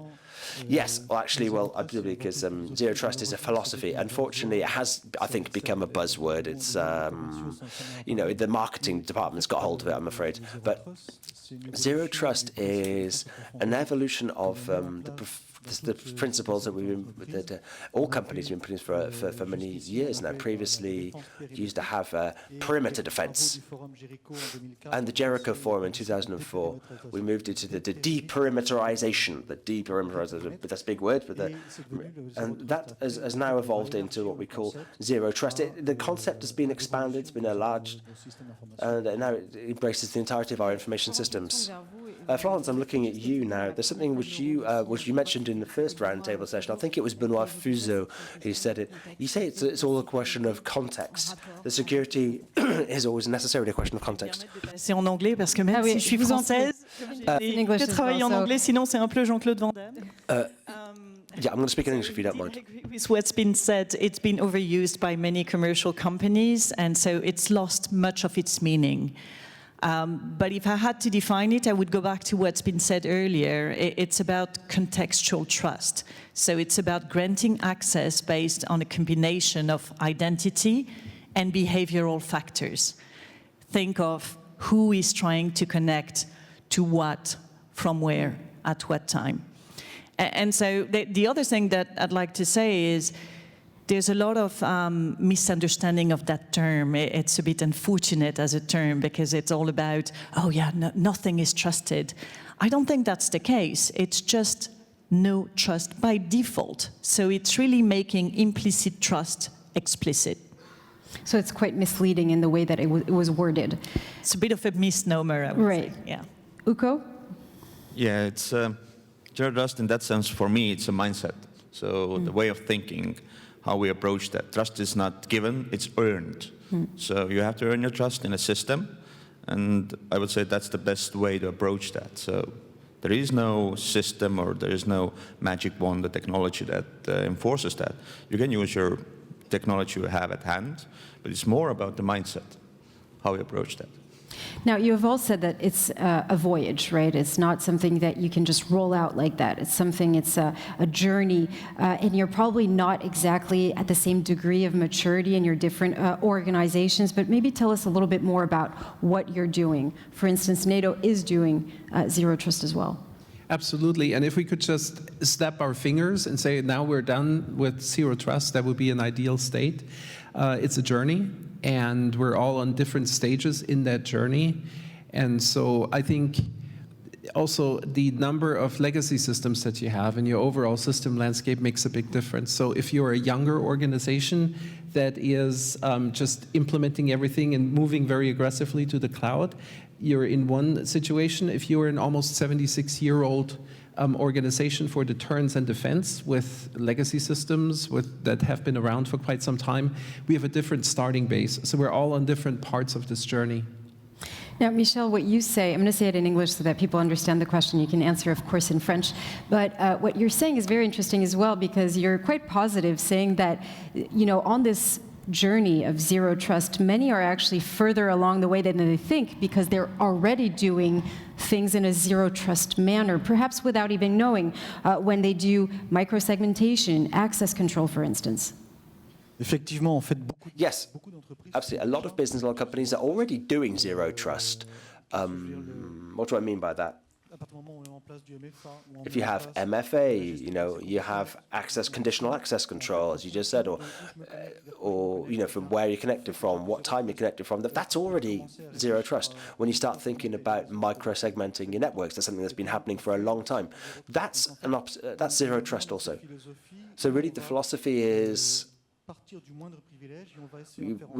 we're taking from the low level of low privilege, we're controlling closely who can access what, at what time, from where. And if you're already thinking in those terms, Mr. Jordan, you know, it's like Molière's Bourgeois Gentilhomme. He's a poet, but he doesn't know it. You know, it's a lot of companies are doing Zero Trust, they don't know. Okay. So we're guessing that in the degree of maturity, you're probably already Zero Trust by default. Is it? So you're right, and Manfred, you put your finger on it as well. So Zalando is a relatively young company founded in 2008. We're really a tech company that happens to specialize in fashion. And so we have over 3,000 engineers. We're cloud first. We've always followed an identity-based approach. Now, are we perfect? No, we're not, because it's a journey. And as it's been mentioned as well by everyone, it's a mindset, it's a set of principles. But we're also a company, so we have to operate in a risk-based fashion. And so, yes, we try to apply Zero Trust principles when we can, but there's no perfection there. There are maybe a couple of examples that can show how we embed that I can mention. The first is, as mentioned, Zero Trust is a mix of identity and contextual approach and factors. And so we've implemented passwordless authentication, because it's not only a way to be phishing resistant, but it really helps in making sure that we can specify special controls for sensitive applications, as you were saying earlier. The second one is really on the authorization as a service that we have implemented within Zalando. So we give our engineering teams the ability to make decisions in their code based on context. So it's context-aware authorization, while we, the central team, the central security team, govern that. So it's the best of both worlds, granular decision-making, but at the same time, strong oversight. And so this is a little bit, those represent how we really embed those zero trust principles in our roadmap. Now, you all have a different outlook on zero trust. Mr. Waltenberg, you're, as I said, at Esta Energia. It's an energy company based in Estonia. It faces, of course, very specific challenges as an energy company, as a critical infrastructure. What are the advantages, perhaps, of zero trust in everything having to do with the industry, and specifically against state-sponsored attacks, because this is what we're fearing today? Yeah, there are many, I would say, advantages in that sense. If you look at our infrastructure as a whole, so in energy companies and other utilities companies, the issue is the same, as Manfred also brought out, that it's a legacy. In our case, we have to design a system that survives 25 plus 15 years, so up to 50, 40, 45, depends on the system. So the underlying IT infrastructure has to support that. And if we would be able to incorporate architectural kind of point of view of zero trust into the OT and ICS systems, would mean that in our greatest, I would say, adversaries that we have today, naming APT 29, 28, and so on. So threat actors from governmental point, threat actors are really mighty. In that sense that in industry systems, we still rely on the old approach, molten castle defense. There's a reason for that. The systems are very complex, and we emphasize more the availability, the integrity, and the safety. Confidentiality is important, but not as much. There's a complexity in the systems, and there is a reason for that. But if we would enforce, I don't know, certificate-based, for example, zero trust approach, it would mean that from attack perspective, it would be much easier to contain and to defend us. Right. So we can, if something happens, we can contain, and we can, or the adversary cannot progress in those systems. Today, it's purely molten castle. Once you're in, you're in. And then we have the excruciating work to find out, localize, shut down, maybe also shut down business for a while. And in energy companies, bringing up something like energy production, it's not like switching off and on. It doesn't work like that. Right. Sometimes, dependent on the system, it takes weeks to bring it up again. So we lose millions if we switch something off. So we have to be really careful, and zero trust would help a lot in that scenario. Now, what's interesting is that what you're saying is the goal is not always to be 100% zero trust. It really depends on your priority. And Manfred, you were saying that one of the critical issues is that for these infrastructures, you can't mandate zero trust throughout the board. Is that one of the goals that you would have, is to try to enforce that for critical infrastructures, if you could? Well, enforcing is hard, right? I mean, there are standards, there are rules that, especially in the EU, there's a very big rule set that is there. But to enforce it is difficult. I think there needs to be an education, and there needs to be continued dialogue on making sure that the value is realized by companies that provide critical infrastructure to go to zero trust. So I'm not one who wants to push too much onto the regulation side and onto the rule side. They are important to a certain extent, but there are some inherent benefits that for-profit companies need to realize, and it is the education for those inherent benefits, I think, that where the emphasis should be. So I want to go back on this idea that it's a mindset, right, and that the goal is not always to try to reach that 100% zero trust everywhere. What's your take on this, Florence, and then Michel? I think that 100% just doesn't make a ton of sense, because again, it's a journey, it's a mindset, it's an architecture that you work towards. And so, just like anything else in security, there is no 100% really. So it's all about the risk-based approach once again, having visibility, because you can't protect what you don't know about and what you can't see, and then prioritize based on cost considerations and also just ability to implement. And that's another question. How do you balance, on one hand, cost and security and wanting to secure, and at the same time, not adding too much complexity as well? So Zero Trust is not just adding a layer. For me, it's really rethinking the architecture. Altogether. And so if anything, it should simplify your processes, not complicate them. What you mentioned earlier made me think about it, but we're implementing machine-to-machine authentication in a decentralized fashion, which is a lot of words to mean that we're trying to make sure that each micro-segment in our cloud infrastructure is independent. So, like in a submarine, if one gets breached, all of the others stay watertight. And that's what we're doing right now, and it's a simplification, because in the case of an attack, we'll be able to respond faster. So again, for me, just Zero Trust should be done in a simplified way. It's not a layer of complexity that we add on top. Michel Dubois, I can see you're nodding. Oui, alors, le Zero Trust ne doit pas être s'appliquer partout. Yes, absolutely, because Zero Trust, you can't put it everywhere. I mean, I'm repeating what has been said here, but it's all about risk analysis. If you have a company which has a network which is closed, which is connected to nothing else, I mean, that doesn't really exist on the budget, take it for example, but, if you haven't done cloud, or if you're a company which is simply too small to really get to grips with these subjects, you don't necessarily need Zero Trust. As I was saying earlier, it's about, you can have perimeter defense, you have risk analysis, and based on the level of risk to which you're exposed, you may or may not need Zero Trust, or may or may not need all of the technologies that go along with Zero Trust.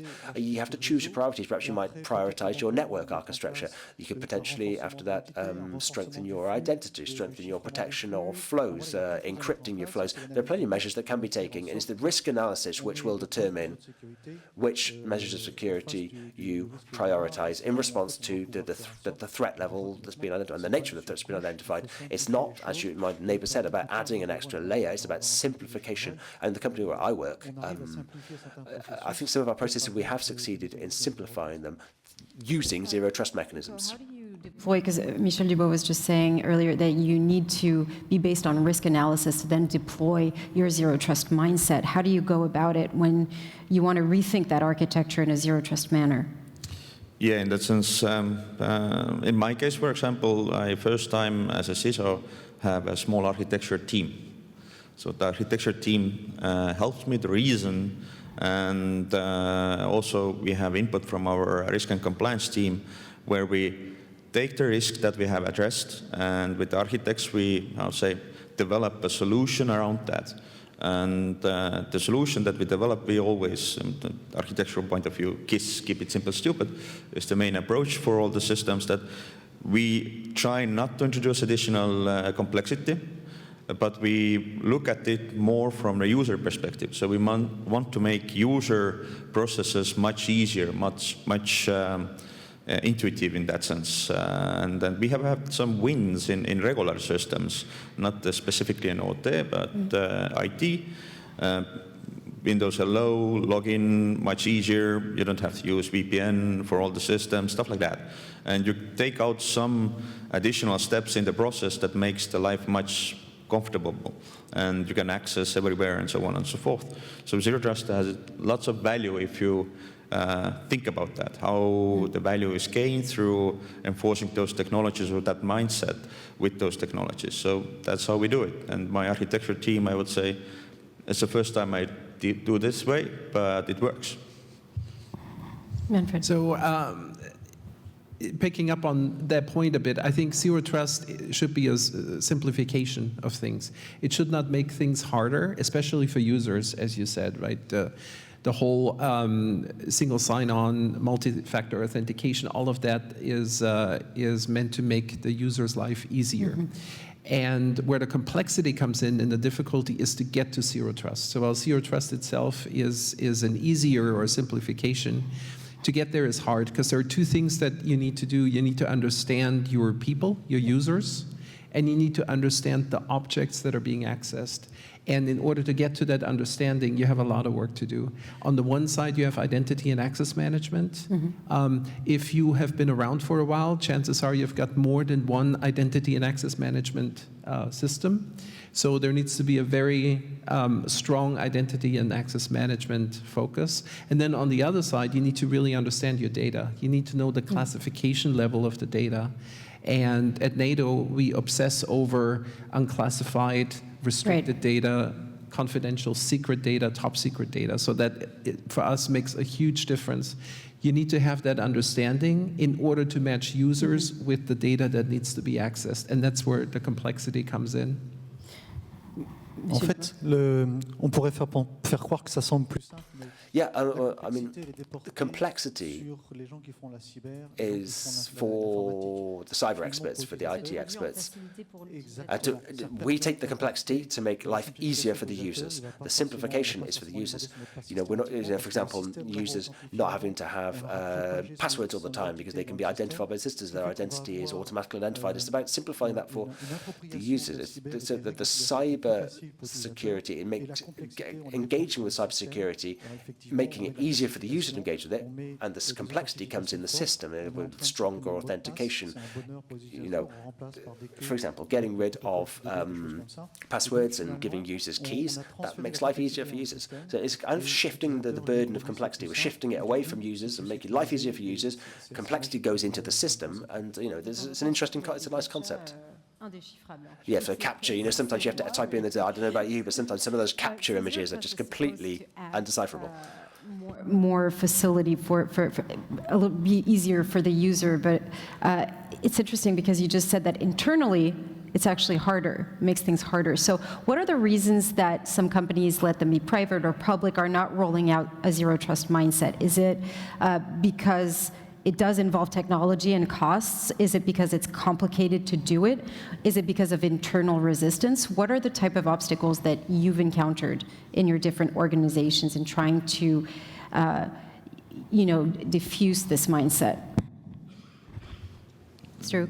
Yeah, Altenberg. there are several. For example, in Estonian Energy, I'm quite new at, to be honest. It's my second year in, and I started from scratch. So, and I see, I'll say, that there is a lack of skill, knowledge, also in bigger companies and old companies like ours, 85 years.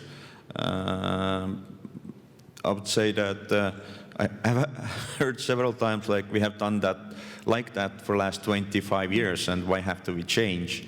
And then sometimes when you change technology or approach of the technology, you have to change processes. And in an old big company, changing processes is something excruciating sometimes. It's not as easy. So people are accustomed to certain ways of doing things, certain ways of using solutions, services, and now you're coming in and saying, we have to do it differently. And in many cases, it's not just about changing processes. If you employ new technologies, then you have to change processes also. Otherwise, you end up changing the new solution according to the old process. Doesn't make any sense.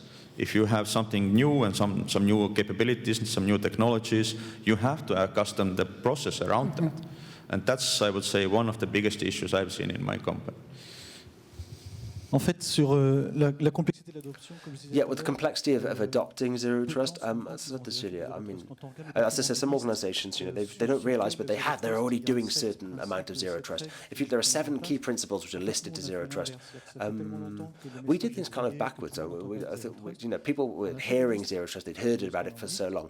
So what we looked through the list and we realized, hey, look, guys, we've already done more than half of the work without realizing. We've already ticked this box. We already have surveillance. We already have encrypted data flows. We also collect our reports. So some of the measures that were on the best principles of zero trust, we're already doing them. So we go to see the executive committee and say, hey, look, it's not so hard. You know, we've done half of it already. We've only got 20% of zero trust. We can do it. That's a better way of setting it. And we say to them, okay, we're working to finalize microsegmentation. You know, we've got a huge network. And this is also the complexity of that's perhaps where the complexity resides, is that we were dealing with a very big infrastructure, a big network. But when you look at the achievements that you already have, the progress that's already made, and there's something we started way back in 2010. So, you know, we've achieved a certain level of maturity. But, you know, step by step, we've continued to evolve and to develop. And I think it's really difficult these days. It's sometimes hard, you don't perhaps realize it, but we're further along than perhaps we might have realised admittedly. Florence? I agree with what you've been saying. I still think that there's an aspect of the longer the journey, the bigger the struggle. So if you look at more traditional companies, the dot on the horizon is really, really, really far. Yeah. And it means a lot of investment, it means time. And so for me, it means also a real change of mindset. And that's one of the things that we as CISOs need to help with. It's our job to translate. It's our job to put together a roadmap to explain that it's not doing everything overnight, step by step, risk-based, and also to show, as you said, that some things are already done. So there's a real role of the CISO to play there so that it doesn't feel so daunting. Zero Trust is it's like going to the gym. We all know we have to do it, we need to do it. We are very motivated of doing it, but life gets in the way, right? And so I think, and also, Florence, what you said, the point that is in the future, if you've got, it's a difference if you've got a few pounds to lose or if you've got more to lose.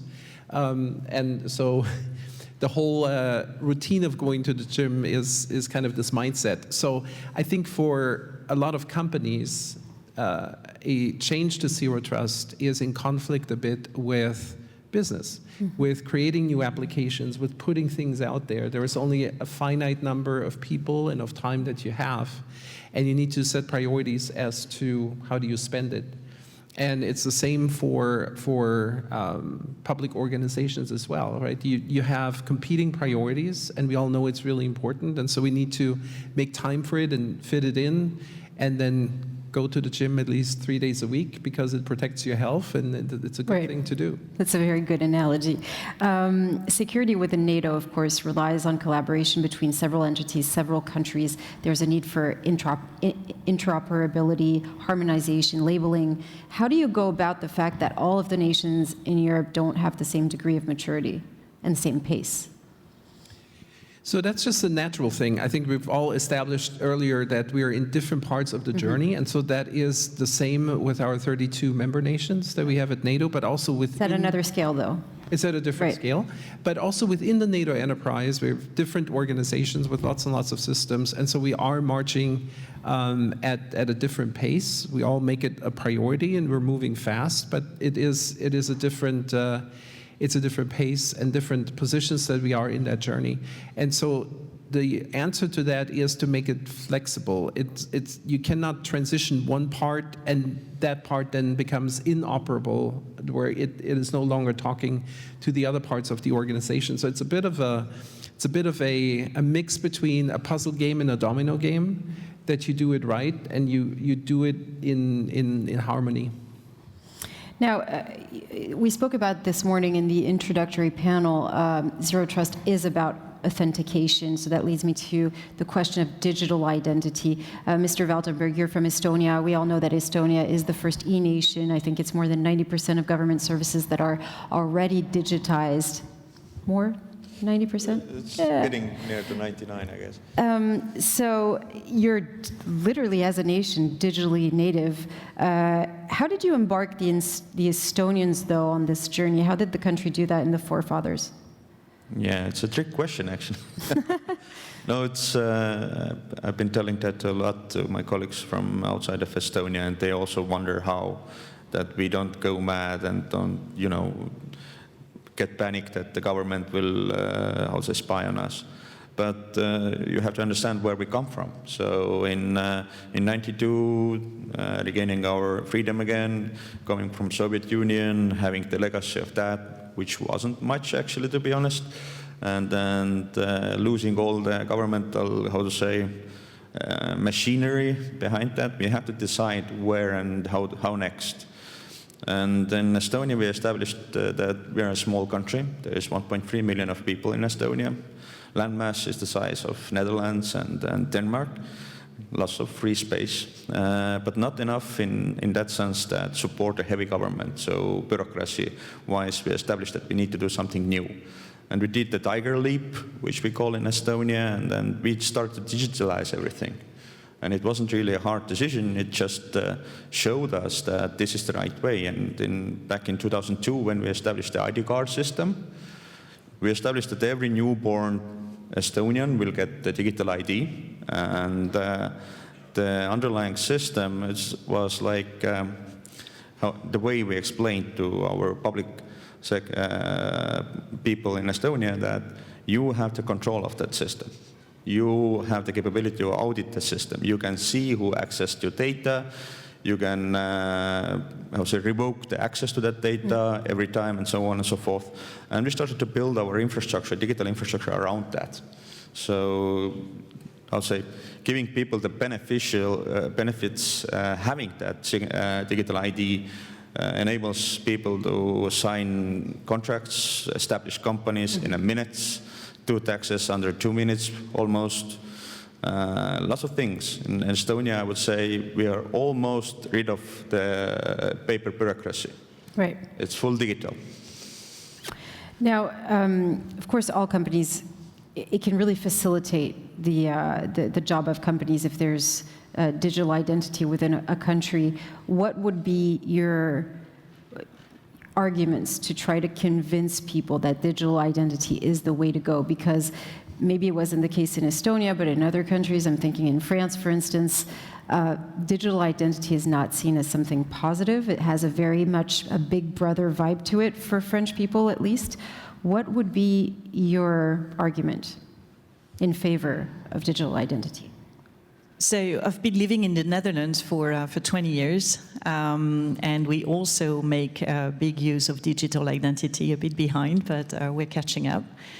For me, it's like having a passport, but it's the digital version of a passport. And I view this as a much safer way than uploading my passport copy, for example, to 20 different sites. I prefer sending a token, like showing your passport, rather than having to do that. So for me, that's the argument. It is a safer way, and just like a passport is completely independent from any political party or any government at one time, I think this is how digital identity should be seen. Mm-hmm. Now, I don't think that in the short term we can just say, okay, let's all use digital identity. It will be, again, a journey. But maybe a mix, right? Give the option to use digital identity or more traditional ways for those who don't feel comfortable. From a business perspective, as long as it's in touch with, in line with regulations, for us at Zalando, that's also something we'd consider. So it depends on the country, of course, but we would give it as an option. We wouldn't force everybody to use it. Michel Dubois. En fait, Yeah, so in favor of digital identities, we talked about it a little bit. We're talking about zero trust here, but it's actually what we want is to maintain trust. We want each citizen, each user, each person to have full trust in the uses that's going to be made of their data, because the notion of ownership of data is particularly important. In that I retain ownership of my data, and to make that possible, we need to retain that trust, and the only way to do that is through transparency. So if digital identities become more generally used in a more widespread manner, and I'm in favor of that, we need, as a citizen, as a customer, you need to be confident in the knowledge of who has access to your data and when. So, okay, that you can say, I authorized this doctor or this magistrate or this other person to access it. You should always know who has access to your data in real time. And you should be able to say in real time, oh, actually, you know what, I don't want this data to be available to this person. You can revoke that authorization. It's about transparency, it's about retaining control of your data. And if we have that, then it makes it much easier to win people over and to convince them of the utility of having digital identity. The second point I wanted to make is the proliferation of different digital identities. You talked about the passport. You have the ID card, which is digitalized now in France. We actually have multiple digital identities. We have our professional digital identity. We have, for those of you who do military service, you can have a connection with the Ministry of Defense. there are all different types of digital identities. We have digital identities for our medical records. It's different. They're disparate. They're all scattered all over the internet. Ultimately, that makes things more complex. We don't know who has access to what data, how that data is correlated. We need to do now is to bring together that data, to unify, to have a single, unified, trusted platform. Now, how do you see things going forward with Zero Trust in the next couple of years? Because now you're sitting down in this specific context, as we said, it's linked to context. So you're making decision based on the information that we have today. You're rethinking all of your infrastructures. And for instance, in the energy sector, you're on the long term. Every decision that you make has to be able to be maintained in the long run. But thinking about all the different disruptive technologies that are coming forward, I'm thinking, of course, about quantum and what that would entail, decryption. So how do you see things going forward? I mean, things could, in a way, become obsolete tomorrow, couldn't it? Yes, in that sense, quantum is coming. Everybody sees. Microsoft did just with the Willow chip. leap in that also. So no encryption will be safe at some point. But luckily, we are already working, at least in Estonia, also because we are highly dependent on our public key infrastructure, post-quantum encryption. So for Zero Trust point of view, at the moment, if you look at how the systems are developed, molten castle approach, if there is encryption, some sort of used, then it's like encryption used for VPNing into the system, and after that everything is voila, play around and do whatever you want. But in that sense, if you would enforce Zero Trust, even in that sense, then the question remains how the encryption is built up, what encryption is used. But still, if every system in the whole has a security layer on it, it's even in quantum era much more difficult to break through. At the moment, the systems are developed. It's like how to say, you have to break one master key, and the rest of the keys fall down. That's how easy it is, in general terms. So yeah. We just have just 1 minute or 2 minutes left. Briefly, what would be your takeaway of this roundtable? What is the message that you want people in the room to remember after our talk? Manfred? Well, so Zero Trust is here. It's a philosophy. It's not so much a technology. It's supported by technology, but it is a philosophy. It is not in conflict with some of the things that we just talked about. Like they're complementary. So quantum-resistant encryption is complementary with Zero Trust. Yeah, so I think it's a long journey. Sometimes you have that red dot pretty far in the horizon, but you need to get started in order to get there, because how do you eat an elephant? One bite at a time. Florence? I'm going to have to quote somebody very famous. Zero Trust is like going to the gym. It was a good analogy, wasn't it? It is, and I think it's a great takeaway because in a way that we all need to do it, we all need to apply those principles. Yes, it's hard, and yes, it won't happen overnight that we become better and better, but with a risk-based approach, that's how we can get there. Michel Dubois. Zero Trust is an evolution of the way we perceive cybersecurity. You have to bear in mind that cybersecurity is a state of mind. We're seeking to secure, to safeguard information, identities. Zero Trust is a step towards that goal. I mean, it encompasses a whole range of subjects, and it's really exciting. What would be your last message? Yeah, I would keep it simple. That's the way. That's the way.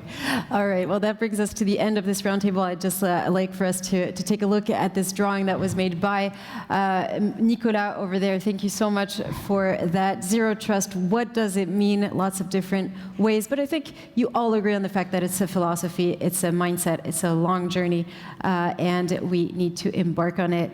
Thank you so very much to all of you for taking part in this conversation. I think we can give them a warm round of applause. Thank you very much indeed.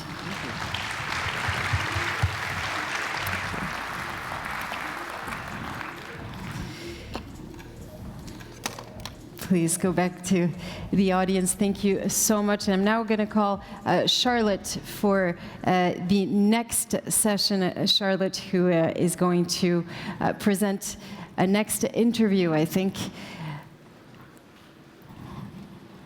Oh, no, excuse me. Very, very sorry about that. We now have a keynote intervention by Stephen Adiger, the Director of Technology at AWS.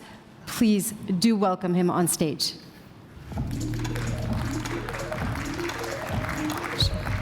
Bienvenue.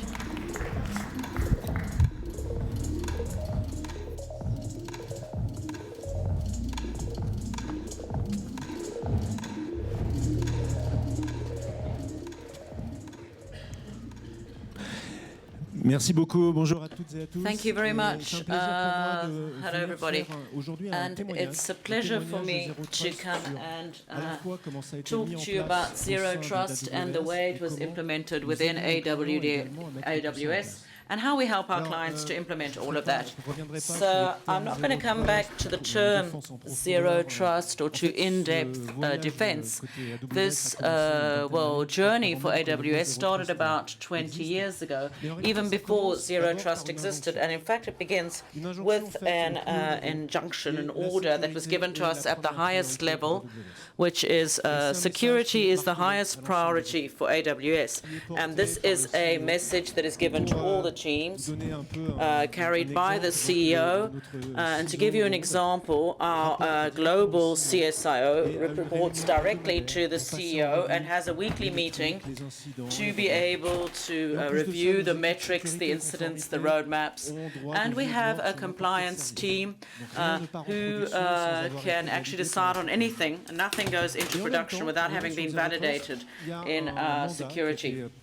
And so we have a mandate that was given to us about 20 years ago, which means that every team that develops a website, a microservice, whether it's in-house or not, has to be secure as if it was going to be exposed on the internet one day. And even if a department like, an in-house directory, for example, to see all the employees that will probably never appear on the internet, it has to be secured as if it was going to be on the internet one day. That is the level of security that we demand. And AWS, we are a cloud service operator. There's also fundamental security. So before we even talk about Zero Trust, if our clients do not have confidence, trust in our services, of course, it would be totally pointless. So I'm going to talk to you a little bit, but try to talk about data security, the security of your data, and also the resilience of our services. Now, regarding data security, every time I have a meeting on this topic, I always get questions, Cloud Act, Visa, and so on. And I'm not going to go into the legal discussion, but at AWS, we have chosen to have a much more drastic position, I would say. It's a technology we've developed over the last 6 years, which are physical cards, and it is the pathway of confidential computing. It's a unique approach on the market, and it is to say, well, based on all the requests we can have from authorities, agencies, judges, or whatever, we've decided to have technology which materially prevents us from providing data to authorities. So the question isn't, could we be compelled to provide data? On the contrary, it is to prevent ourselves. So it's like the image of a safe or a stronghold where we've removed the key. So all of these requests are then sent on to our clients, because at AWS we're not materially able to provide the data. Now, if you want more information, I will do a demonstration at the Tech Lab at 2:35 p.m. today, so we'll go into the details. But from a geopolitical viewpoint, I have questions about the operational autonomy about AWS solutions. This is something we we're working on that's going to come out between now and the end of the year. It's going to start, it's called the European Sovereign Cloud. It's going to come out in Germany by the end of the year. If you want more information, don't hesitate to come and see us at the booth. So the underlying question is how can we have optimal security models, the most appropriate security models in light of our needs in the field. So let me take an example, which is the Louvre Museum. Now, it's a great museum, I think we'll all agree, but there is a perimeter defense because, of course, at night it's closed, it's locked, and it's to make sure that no one can get into the museum. But during the day, the purpose of the museum, on the contrary, is to attract as many visitors as possible. And it's not because you're physically in the Louvre Museum that you can do anything you like. Of course, they're extremely valuable works of art. And so, depending on where you are, there are additional security mechanisms. Some are visible, like security guards, some which are probably invisible. And of course, well, there's also glass partitions. There are various things that prevent you from having access. So it's not because you were allowed to come into the museum that you can do anything you like once you're inside. And so this is an adaptation of the level of security depending on the location, depending on the essential nature or the critical nature of the work. So when you come to the security model, it's to have mechanisms which don't depend only on the network, don't depend only on a single criteria, but depend on this combination pattern where you've probably seen this before. Historically, we have many systems that depend on an individual identity or that depend on this network-based identity. Well, there are two steps. Now, the first step is to combine the two, is to say that security is based both on a user identity and on network connectivity elements. So the two are talking to each other. So they're not totally independent criteria, but they contribute each one contributes to the other to improve the decision-making process for security. Now that applies to the system as a whole. A user who connects to a machine-to-machine, or a user who's connecting to the system. We've talked a lot about this in the past. We know usually what the cases are, but the organization principles can be fundamentally different because we're always looking at this idea of security, security about all organizations, security not just because we had to change the work of the security team, because the security choices related to risk. Now, concretely, we're just going to make a quick example and take a look at this. I've been with AWS for more than 12 years, and these were the models that we could see with our clients. Here I have the example of my application, internal in-house directories. So we've got proxies, we've got firewalls, we put all of this on the internet, and there's an authentication and an access control system. There are several issues. The first is when you have internal access to in-house information. We don't know about the condition of the device that is going to connect to that. Is it compromised? Is it not? Well, then there's a VPN solution, but that really makes it more bulky. And so what we've been doing for about 10 years now at AWS, and that we also offer our clients, is to have this vision. Now, looking at it visually, it may look complicated, but in fact, it's really simple. It's to say there's a first access that filters, and it's going to combine both the user directory and a constant audit of the work terminal, because that is a patching level which is compatible with access to the resource, and other factors looking to context, the location. So it's going to be a central computer that's going to make that decision, and that will sign the request, that the application knows that the request has a first level of security that has already been validated. And then something happens, which is quite amazing, I think. is it increases the level of security, but also it increases the value for the users. Now, to explain that, as many of you may know, like many of you, I think when I first arrived at AWS 12 years ago, I had a password on my computer that I had to change every 3 months. So there's a rule: you can't use the 150,000 passwords you've already used. You have to create a new one every time. So it's quite an exercise for mental memory, which may be quite interesting, but it's complicated. Let's put it that way. For a security expert, changing the password every 3 months, it's too long. 3 months is an eternity when you're talking about cybersecurity. So how do we find a trade-off? How do we do this? So YubiKeys, and the result is that the password on my computer, I don't know how often I need to change it. I think it's only every 2 years now, because in fact the password is no longer really important in itself, because in itself it doesn't give access to anything. And the YubiKey, every day on the YubiKey, I have to put in the PIN code and physically touch the YubiKey, and that then lasts for 24 hours. What's interesting, we talked about adoption by users, and it has given great, it's created great value for us, and we promoted it, but we were a little bit concerned about how users were going to start using it and what they would think of it. But the users love it.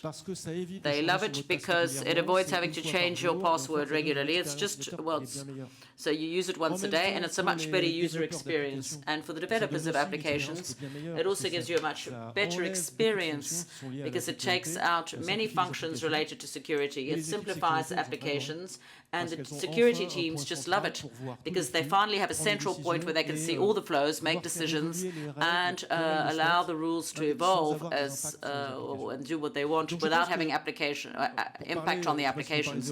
So I don't know if we should talk about zero trust, in-depth defense, or what, but we're in an unusual situation because we are increasing value for users and we're increasing security while simplifying the situation for application users and developers. And then, so now we say, okay, now I'm in the application. Does that mean that I can do whatever I want? And how can I ensure a uniform approach to all of this?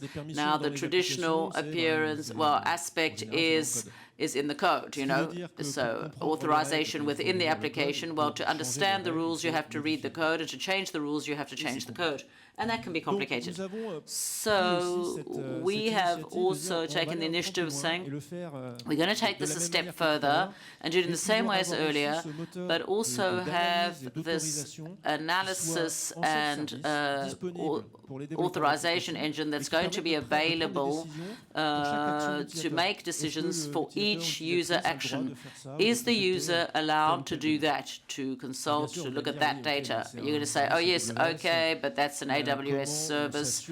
How can we be sure that it will be reversible? And that is why in open source we have published a language to express these authorization rules depending on the context, depending on the data, depending on the users. So it's available, all of this is available in open source, and it's based on that experience dating back about 20 years. So how we can use these rules for applications and how we can make authorization a service, in fact, that is shared within the company. So the idea is if you implement this and you centralize it for a given department or for the company as a whole, you're going to find the same effects as we talked about earlier. It's going to facilitate access for users, it's going to increase security, and it's going to facilitate the work for developers of applications.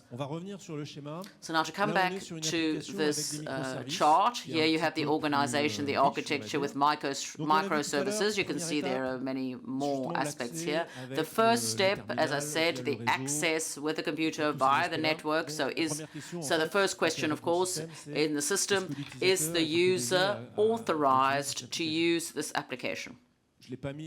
I didn't put it in here, but we saw it earlier. Once that request is passed, it is signed so that the application can make sure it actually comes from that system.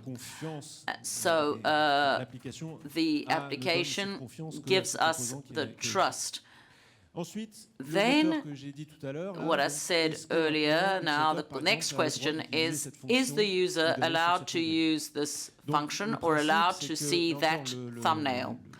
Now, the developer in the application is going to send a request to the permission, the as a service, permission as a service, and is going to give the identity of the user and all the information required to take the decision, and is then going to send it to a system that is outside the application but managed by the security teams. So then you get an answer which is, well, yes or no. Also be using different microservices which are elsewhere managed by other teams. So here it's not going to be automatic trust saying if I'm in-house, this application can lead to any other application. So there's going to be like a communication bus, and we have services, well, we have to do that because all of this is encrypted to ensure that we have an analysis, we have logs, and we have the decision-making process. Because to put myself in the shoes of the people who are on the right-hand side, is the request coming from the application legitimate? Does it really come from the application? And is the application allowed to make that request based on different criteria? So an authorization engine is going to check this to see whether application A is allowed to call up to microservice B. Now, on the right-hand side, there is still a backend, which is a managed service, for example, one of the services we have at Aurora at AWS. So the same principle, does the database accept requests from that microservice? Because maybe it's shared among several micro departments. Talking about authorizations, it means that there's a log, it means it can be audited, and it means that we can have extremely valuable information for incident response to be able to retrace what happened.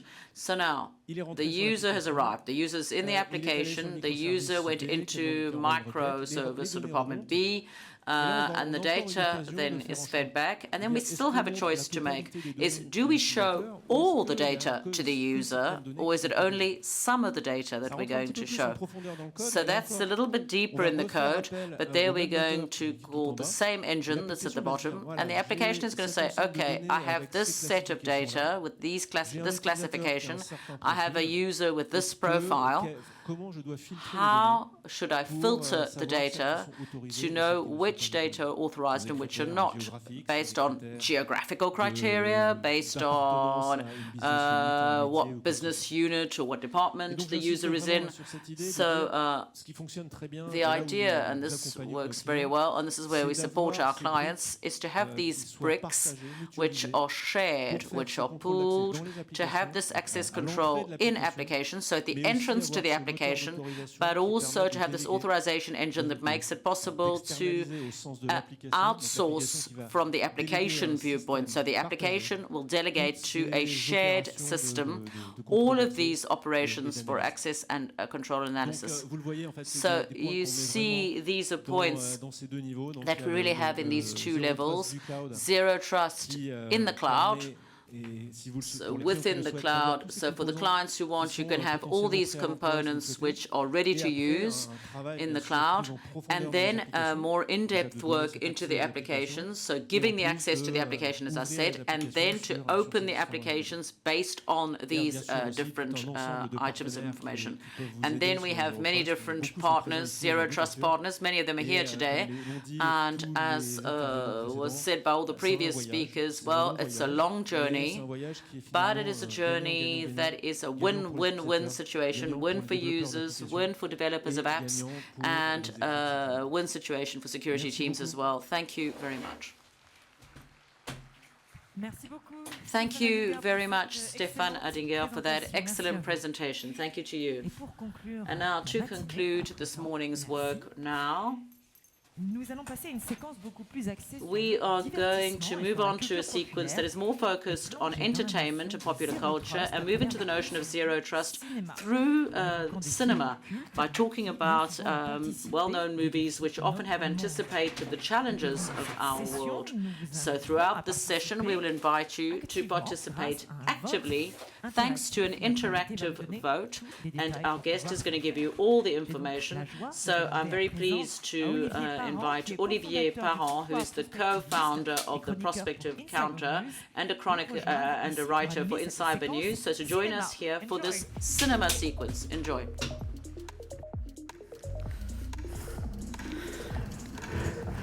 Bonjour à toutes et tous. Hello, everybody. After, well, a lot of technique, a lot of technical aspects, a lot of mechanical aspects, a lot of technology, we're going to try to think a little bit more, comprehensively, look at the situation as a whole, to think about maybe in a more inspiring way, and also to think about ethics. Now, to participate in this moment, there are going to be 4 different sequences, and at the end of each sequence, we are going to ask you to vote. And to participate in this vote, you will be asked to flash a QR code. So here are the 4 themes that we're going to be discussing. So here are the 4 works that we're going to work on to illustrate, well, the 4 films we're going to work on to illustrate this. The first theme is anonymity in cyberspace. It'll be the film Ready Player One, Steven Spielberg. The second, did you talk about social credit, will be on one of the episodes of Black Mirror. The third, individual data and AI, will be Elysium Bergkamp. And the fourth will be autonomous weapons, will be the movie, not Creator, there's a mistake. It will be the movie Total Recall, but never mind. Right, so here's the QR code. I'll just leave you time to flash it.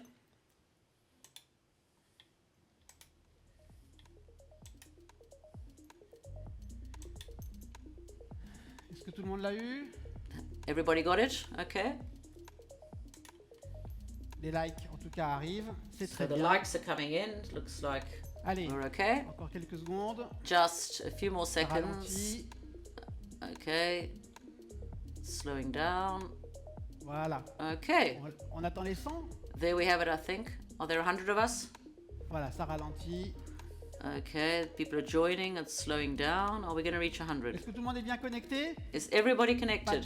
Pas d'accident de parcours? No problems, everybody's with us? All right. Donc, premier thème. So the first theme, l'anonymat, anonymity, va-t-il disparaître? Will it disappear from cyberspace? What is the place of anonymity in cyberspace? Is it still desirable? Anonymity online, which used to be a pillar of cyberspace, now it is called into question. It is challenged today. For a very long time, anonymity allowed each of us to travel freely around the internet, to act under a pseudonym and to create as many avatars as we wanted.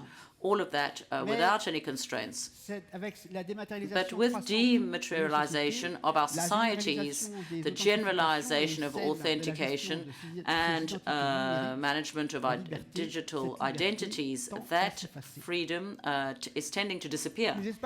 So digital spaces are coming, and you know this better than I do, environments with frameworks, controls, in the name of system security, whether it's private or public systems, and of security of users.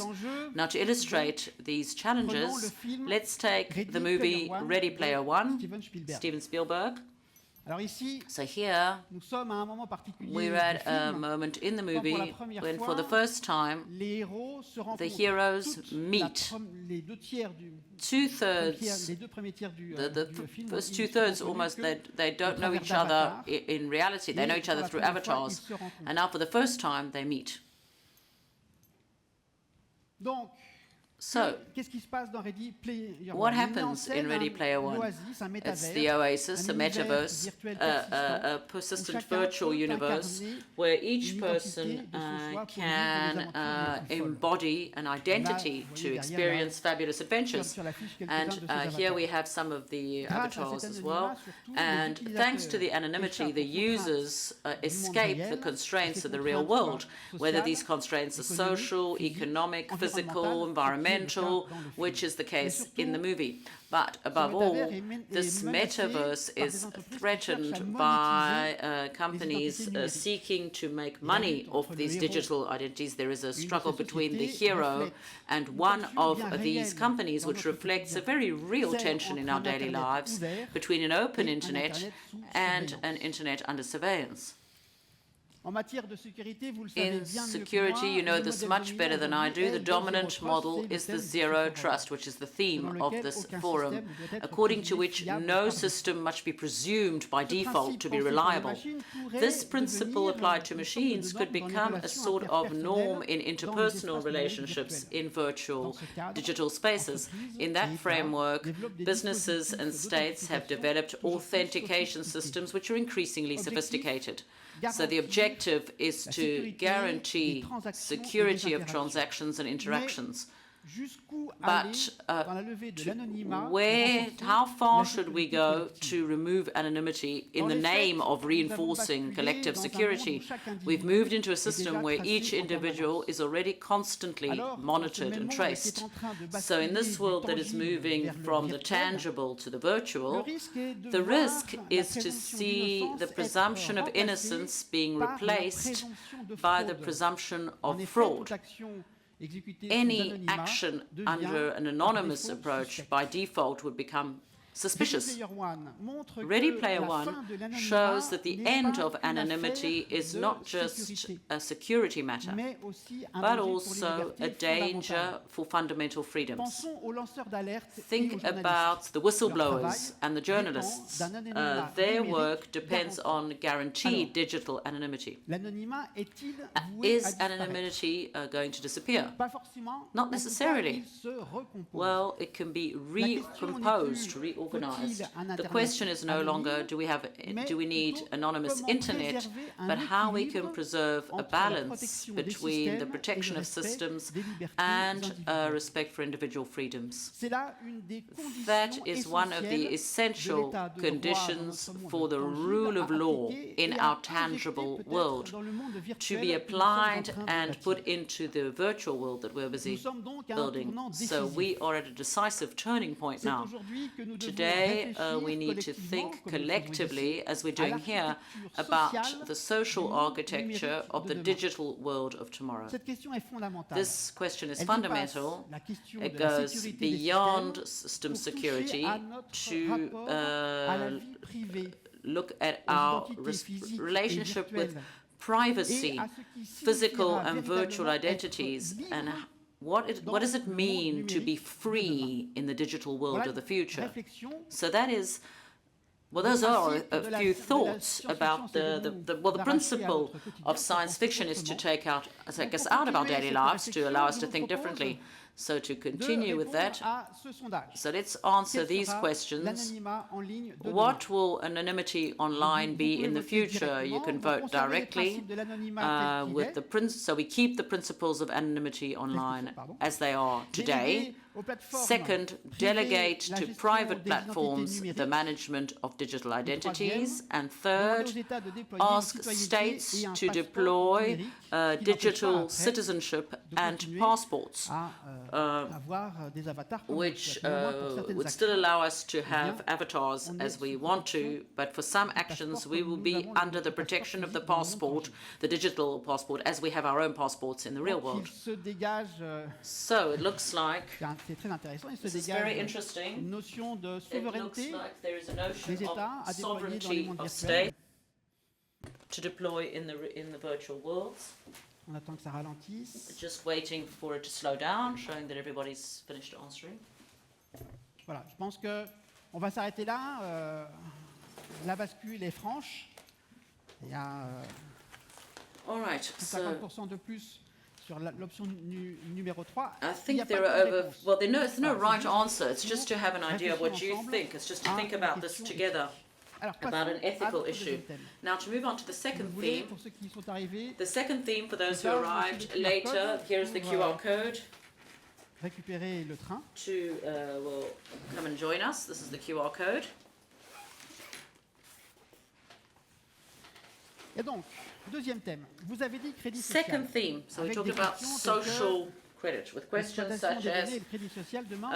use of data and social Que credit sera-t-il tomorrow. Will all of us be receiving Ah, le crédit grades, social. Ce concept marks? semble tout So droit what sorti will become d'une about œuvre, privacy? d'une dystopie de And this science-fiction ou seems to come out of a science fiction dystopia. Pourtant, il est déjà une réalité But in fact, it's dans already a certains reality pays, in some countries in the principalement la world, Chine, pour ne mainly pas la in citer. China, in fact. L'idée, c'est Now, the d'évaluer idea is to les assess individus en fonction de individuals, leurs to actions evaluate et de them leurs based choix, on their de actions leur and conformité choices aux normes and sociales based on définies their par compliance with Cette notation social standards defined by the state. directement This has a sur les direct capacités impact d'accès des on the citoyens capacity chinois à that Chinese à citizens divers have services, to have access to various comme un prêt services, bancaire, such as comme un bank emploi, loans, ou such même as l'achat d'un employment simple jobs, billet de train. or even just buying a train ticket.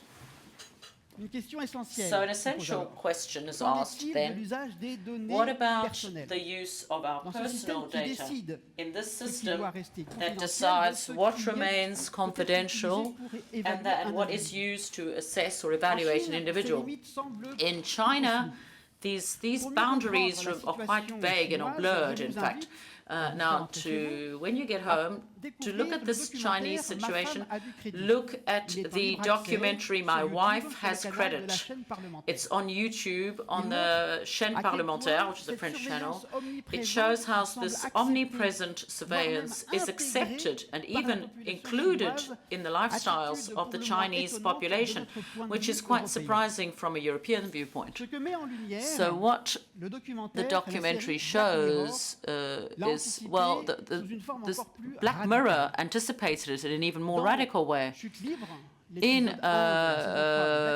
episode 1 of series 3 of Black Mirror, the logic of social credit is pushed, but based on other rules. There, each social interaction of each individual is immediately graded by the physical. It's given a score or grade by the immediate. So here you have a slideshow where the heroine is going to give a score and giving a score to the coffee she just received. And of course the idea is for her to also cast herself in positions where she gets the highest possible score or grade. In this world, in the world of Lacey, the name of the heroine, everybody tries to maximize their score, and to the detriment of sincerity, which is essential in human relations. So you don't interact spontaneously, but in the hope of getting a good grade. And when you lose points, well, it's a whole life that crumbles, basically. Lacey, in fact, experiences this because following various problems, her score, her grade goes down, and that, of course, stops Lacey from having access to essential services. The world of Lacey is a society where appearance and social validation replaces authenticity and trust. By attentively observing this episode, watching this episode, we can see that the social model presented is a perversion almost of zero trust. Applied to machines and IT systems, the principle has meaning to guarantee their proper functioning. We can be convinced of that. But when it's transposed to human relations, it becomes toxic. It creates a society where each individual that I see every day becomes a potential danger. It creates a world where the slightest deviation, whether it's real or perceived, gives rise to almost immediate social degradation. What I'm talking about is not just fiction. Today, our technologies make it possible to assess and profile citizens in real time. Officially in France, we are not subject to the social credit, but we all have a bank credit score, for example. And with the improvements in artificial intelligence, we could go into a new era. Imagine a world in which the system anticipates our decisions, even before we've made them ourselves.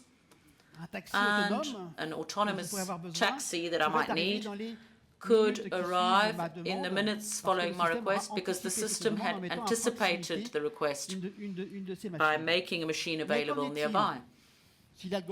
But what happens if the algorithm, for reasons I don't know, decides that I am not worthy of the service? It would appear that social credit, under the pretext of protecting the community, improving the community, would restrict individual freedoms. So this episode of Black Mirror warns us, in a world where we are constantly evaluated, where trust is replaced by omnipresent surveillance, the risk of slipping into a society where humans are just a number, a score, a variable to be controlled and adjusted. And if we're not careful, this dystopia could become our reality. So let's be careful. That was for the second topic, and I'm going to ask you to vote. So what form would a European social credit take? Maintain a system, or a scoring system limited only to economic and financial criteria, like we have it now. Delegate to digital platforms the management of a credit based on online reputation, and then the risk of losing their market shares if it weren't properly managed, or leave the European states the freedom to create a social credit which would be managed by the European Union with control powers. So maybe just let you take the time to answer.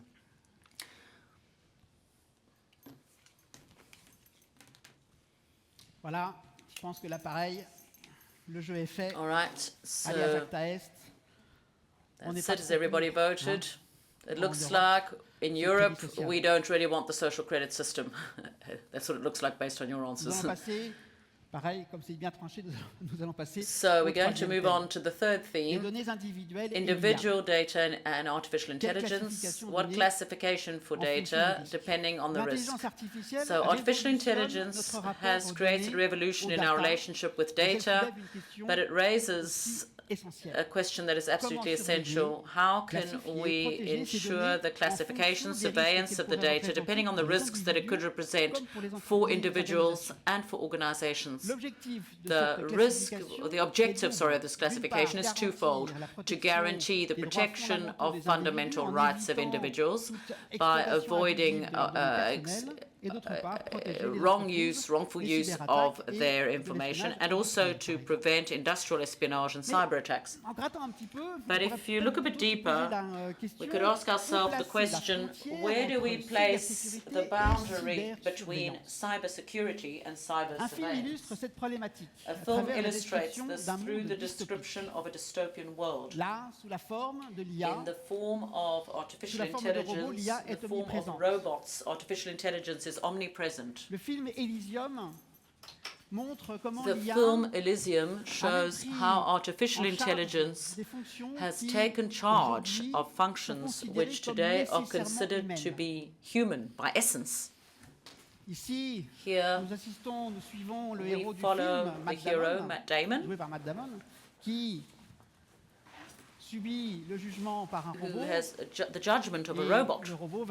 And the robot is even going to offer the human being something to take to calm him down, a tranquilizer, so that he doesn't have so much, so he won't have so much pressure on him, In this universe, machines are used as police officers, as judges.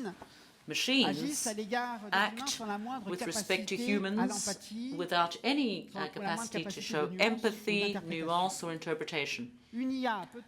Can an artificial intelligence provide justice with discernment?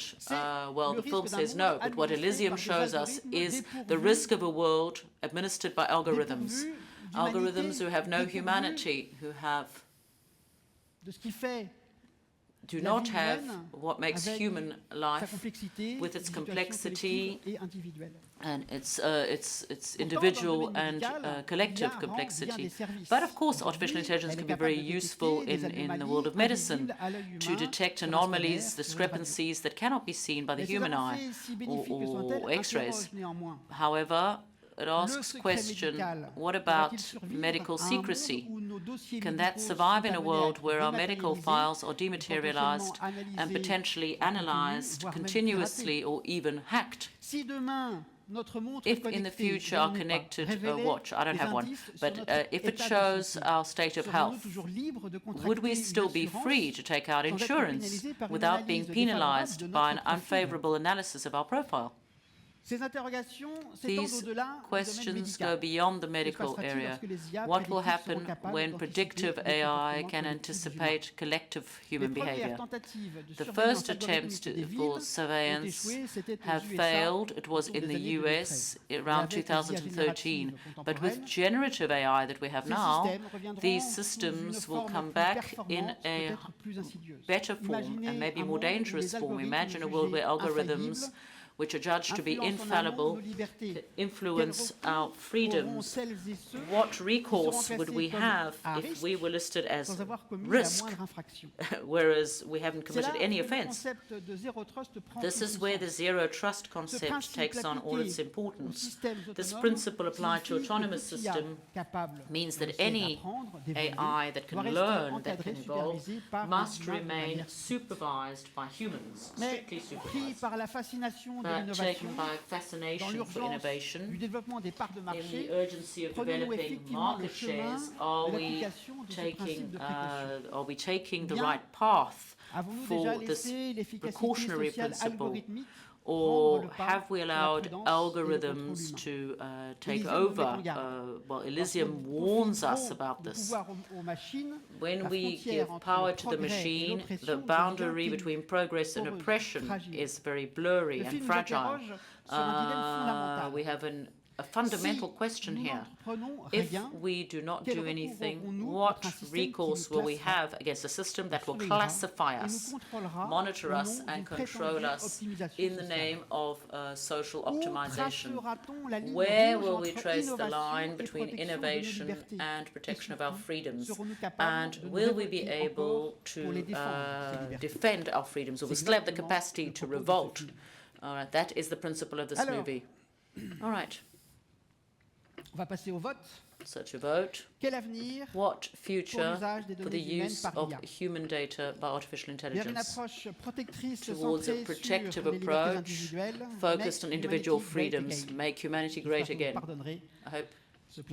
Sorry to have used someone else's expression, towards a pragmatic world where platforms will become trusted intermediaries, or towards a regulation framework that will give rise to social zero trust, limiting the autonomy of artificial intelligence and requiring human supervision. And sorry, the translation was supposed to stop at 11:30, so I continued for a quarter of an hour, but I have to go to another room now. Very sorry. I managed to do the extra quarter of an hour, but really must leave. So if anyone's listening, sorry. C'est franc, je vais avancer, surtout que je crois que nous avons un petit peu de retard. Et donc, quatrième thème. Donc, à propos des armes autonomes. Aujourd'hui, le développement des armes autonomes soulève des questions éthiques et stratégiques d'une ampleur inédite. L'un de ces principes fondateurs du modèle de sécurité informatique dit Zero Trust consiste à ne jamais accorder une confiance aveugle à un système et à toujours maintenir un contrôle humain sur les décisions majeures. Or, avec la montée en puissance des systèmes d'armement autonomes, on entre dans une ère où des machines pourrait, sous peu, décider seul de l'usage de la force létale, sans intervention humaine. On est à un basculement. La science-fiction nous dit depuis longtemps « attention à ces dérives ». Prenons par exemple le film Total Recall. Bon, là ici vous avez une image de The Creator, mais le principe est le même. Le film Total Recall, dans la version de 2012, il y a 2 versions et c'est à chaque fois une adaptation d'une nouvelle de Philippe K. Dick pour les connaisseurs de SF. On y voit un monde où la sécurité publique est assurée par des robots capables d'intervenir, de tirer, voire de tuer de manière autonome. Ce film n'est pas un cas isolé. Des films comme Elysium, qu'on vient de voir, Robocop, Matrix, Terminator, nous montrent des robots policiers ou militaires autorisés à employer la force létale sans validation humaine. Dès 1927, le film Metropolis de Fritz Lang, le premier blockbuster du cinéma de science-fiction, anticipait déjà la question d'un tel pouvoir délégué aux machines. Ce qui est de particulièrement frappant dans Total Recall, comme dans Elysium et même dans Metropolis, c'est que l'usage de la force ne s'applique pas de la même manière à tous les humains. Il y a les humains pleinement humains et d'autres considérés comme des sous-citoyens pour lesquels la violence, voire la mort, est devenue acceptable. Cela remet tout de même fondamentalement en cause l'égalité au droit à la vie et à la protection de la loi, quand même. On est là dans une forme de perversion des célèbres lois de la robotique formulées par Isaac Asimov en 1942. Vous les connaissez peut-être, je les rappelle brièvement. Première loi, un robot ne doit pas nuire à un être humain. Deuxième loi, un robot doit obéir aux ordres humains, sauf si cela contredit la loi numéro 1. Et troisième loi, le robot doit se protéger, sauf si cela contredit la loi numéro 1 et numéro 2. Or, aujourd'hui, notre réalité a pénétré de plein pied dans la fiction. Les armes autonomes existent déjà. Depuis 2013, la zone démilitarisée entre les 2 Corées est équipée de tourelles automatiques capables de tirer sans intervention humaine. Aux dernières nouvelles, les munitions sont en caoutchouc, mais ça se change. Plus récemment, vous avez peut-être vu passer une vidéo sur YouTube qui montrait une démonstration saisissante. Un ingénieur de talent a relié une tourelle de tir à une IA de type ChatGPT. Là, il suffit de donner une commande vocale, tire sur les ballons rouges, tire sur les ballons qui bougent, et la machine s'exécute avec précision. Depuis, le compte OpenAI de ce développeur a été suspendu, mais le Rubicon a bien été franchi. Il est aujourd'hui techniquement possible de transformer n'importe quelle intelligence artificielle accessible par le grand public en un système d'armes autonome. Et avec les progrès de la robotique, ces machines ne sont plus seulement fixes, elles peuvent se déplacer, s'adapter, traquer, penser aux chiens, aux dogs de Boston Robotics. Pour bien comprendre la mesure de ce basculement, il faut savoir que le marché mondial des armes autonomes devrait atteindre en 2030 10 milliards de dollars américains. Les Nations Unies tentent bien de réguler ce champ d'action des intelligences artificielles, mais la technologie avance plus vite que le droit, on le sait, d'autant qu'il y a des champs particuliers. En France, comme dans toutes les marines du monde, la marine nationale a déjà recours à des systèmes de tirs automatiques pour se défendre contre les missiles hypersoniques. L'enjeu est tel, les quelques secondes ou fractions de secondes après qu'un de ces missiles ait jailli au-dessus de l'horizon pour être détecté, que le temps de réaction humain s'avère bien trop lent. On délègue donc, dans ces cas extrêmes, la décision du tir à la machine en supposant qu'il n'y a pas d'humain à bord de ces engins. Alors, posons-nous encore une fois cette question, jusqu'où irons-nous ? On est en train d'accepter que les vies d'individus puissent être retirées sans aucune validation humaine ? Faisons-nous vraiment cela ? Si la guerre est, selon Clémenceau, une chose trop sérieuse pour être confiée aux militaires, à plus forte raison, comment envisager qu'on puisse la confier aux machines ? Ce que montrent des films comme Total Recall, The Creator, Elysium, c'est que cette bascule a été imaginée, évaluée, redoutée, et pourtant, aujourd'hui, nous sommes en train de l'accepter à petite dose. C'est pourquoi il est urgent de s'interroger collectivement sur ce que nous voulons faire ou ne pas faire de ces technologies, avant que la ligne entre science-fiction et réalité ne soit définitivement effacée. Alors, encore une fois, une dernière fois d'ailleurs, on va passer au vote avec cette question: quelle posture devrait adopter une démocratie à l'égard des armes autonomes? Intégrer pleinement ces armes au sein des forces armées à condition que l'IA respecte le droit international et les autres conventions. Interdire l'usage au nom de l'impossibilité éthique de la délégation à un système artificiel de la décision de tuer un être humain. En faire une arme de dissuasion massive, en tout cas très ciblée, activée uniquement en cas de menace majeure. Je vous laisse voter. Là, c'est un peu plus tendu entre la solution 2 et 3, même s'il y a un avantage. Ah, mais non, c'est bien tendu, oui, tout à fait. 20, 19, 20, 21. Donc le débat est bien là. Nous ne savons pas quoi faire de ces engins. C'est tentant. Peut-être que nous serons condamnés à le faire parce que d'autres nations ne se poseront pas autant de questions éthiques que nous. Et en Europe, on est super champion pour se poser des quantités de questions.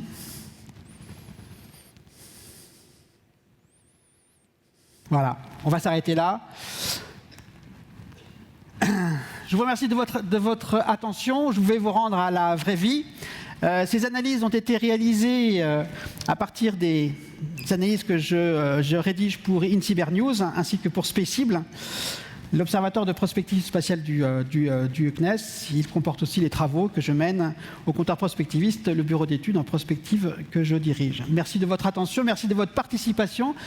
J'espère que ça vous donnera envie de vous replonger dans les œuvres qui ont été présentées et d'en découvrir d'autres. Vous pouvez même aller sur un site qui s'appelle sciencefictiologie.fr.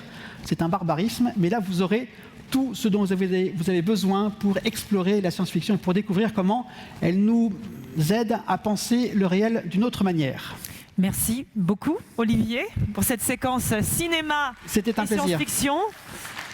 Un grand merci à vous. Je vous avais promis une séquence divertissante. Ce fut le cas, mais beaucoup de réflexions également sur notre futur d'humain, bien sûr, et l'utilisation de la technologie et des considérations, bien sûr, éthiques, philosophiques et même métaphysiques. Donc un grand merci à vous.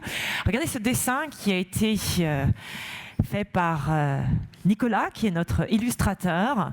Voilà, le Zero Trust pour tous. Les conversations de la matinée. Moi, je sais pas, j'ai pas confiance. Il faudrait simplifier, être plus transparent. Merci, Nicolas. On poursuit bien sûr nos conversations sur la confiance cet après-midi avec un angle un peu différent. C'est comment mettre à l'échelle le Zero Trust, bien sûr, et cette confiance dont on parle depuis le début de ce forum. On va marquer une pause, une courte pause déjeuner qui sera suivie de l'agora du forum INCYBER qui débutera à 13h25 dans le Grand Théâtre. Une session qui sera consacrée aux enjeux de cyber-solidarité. Reprise des discussions ici en mode plénière à partir de 16h. À très bientôt et très bonne continuation de votre journée. Merci. Bon forum.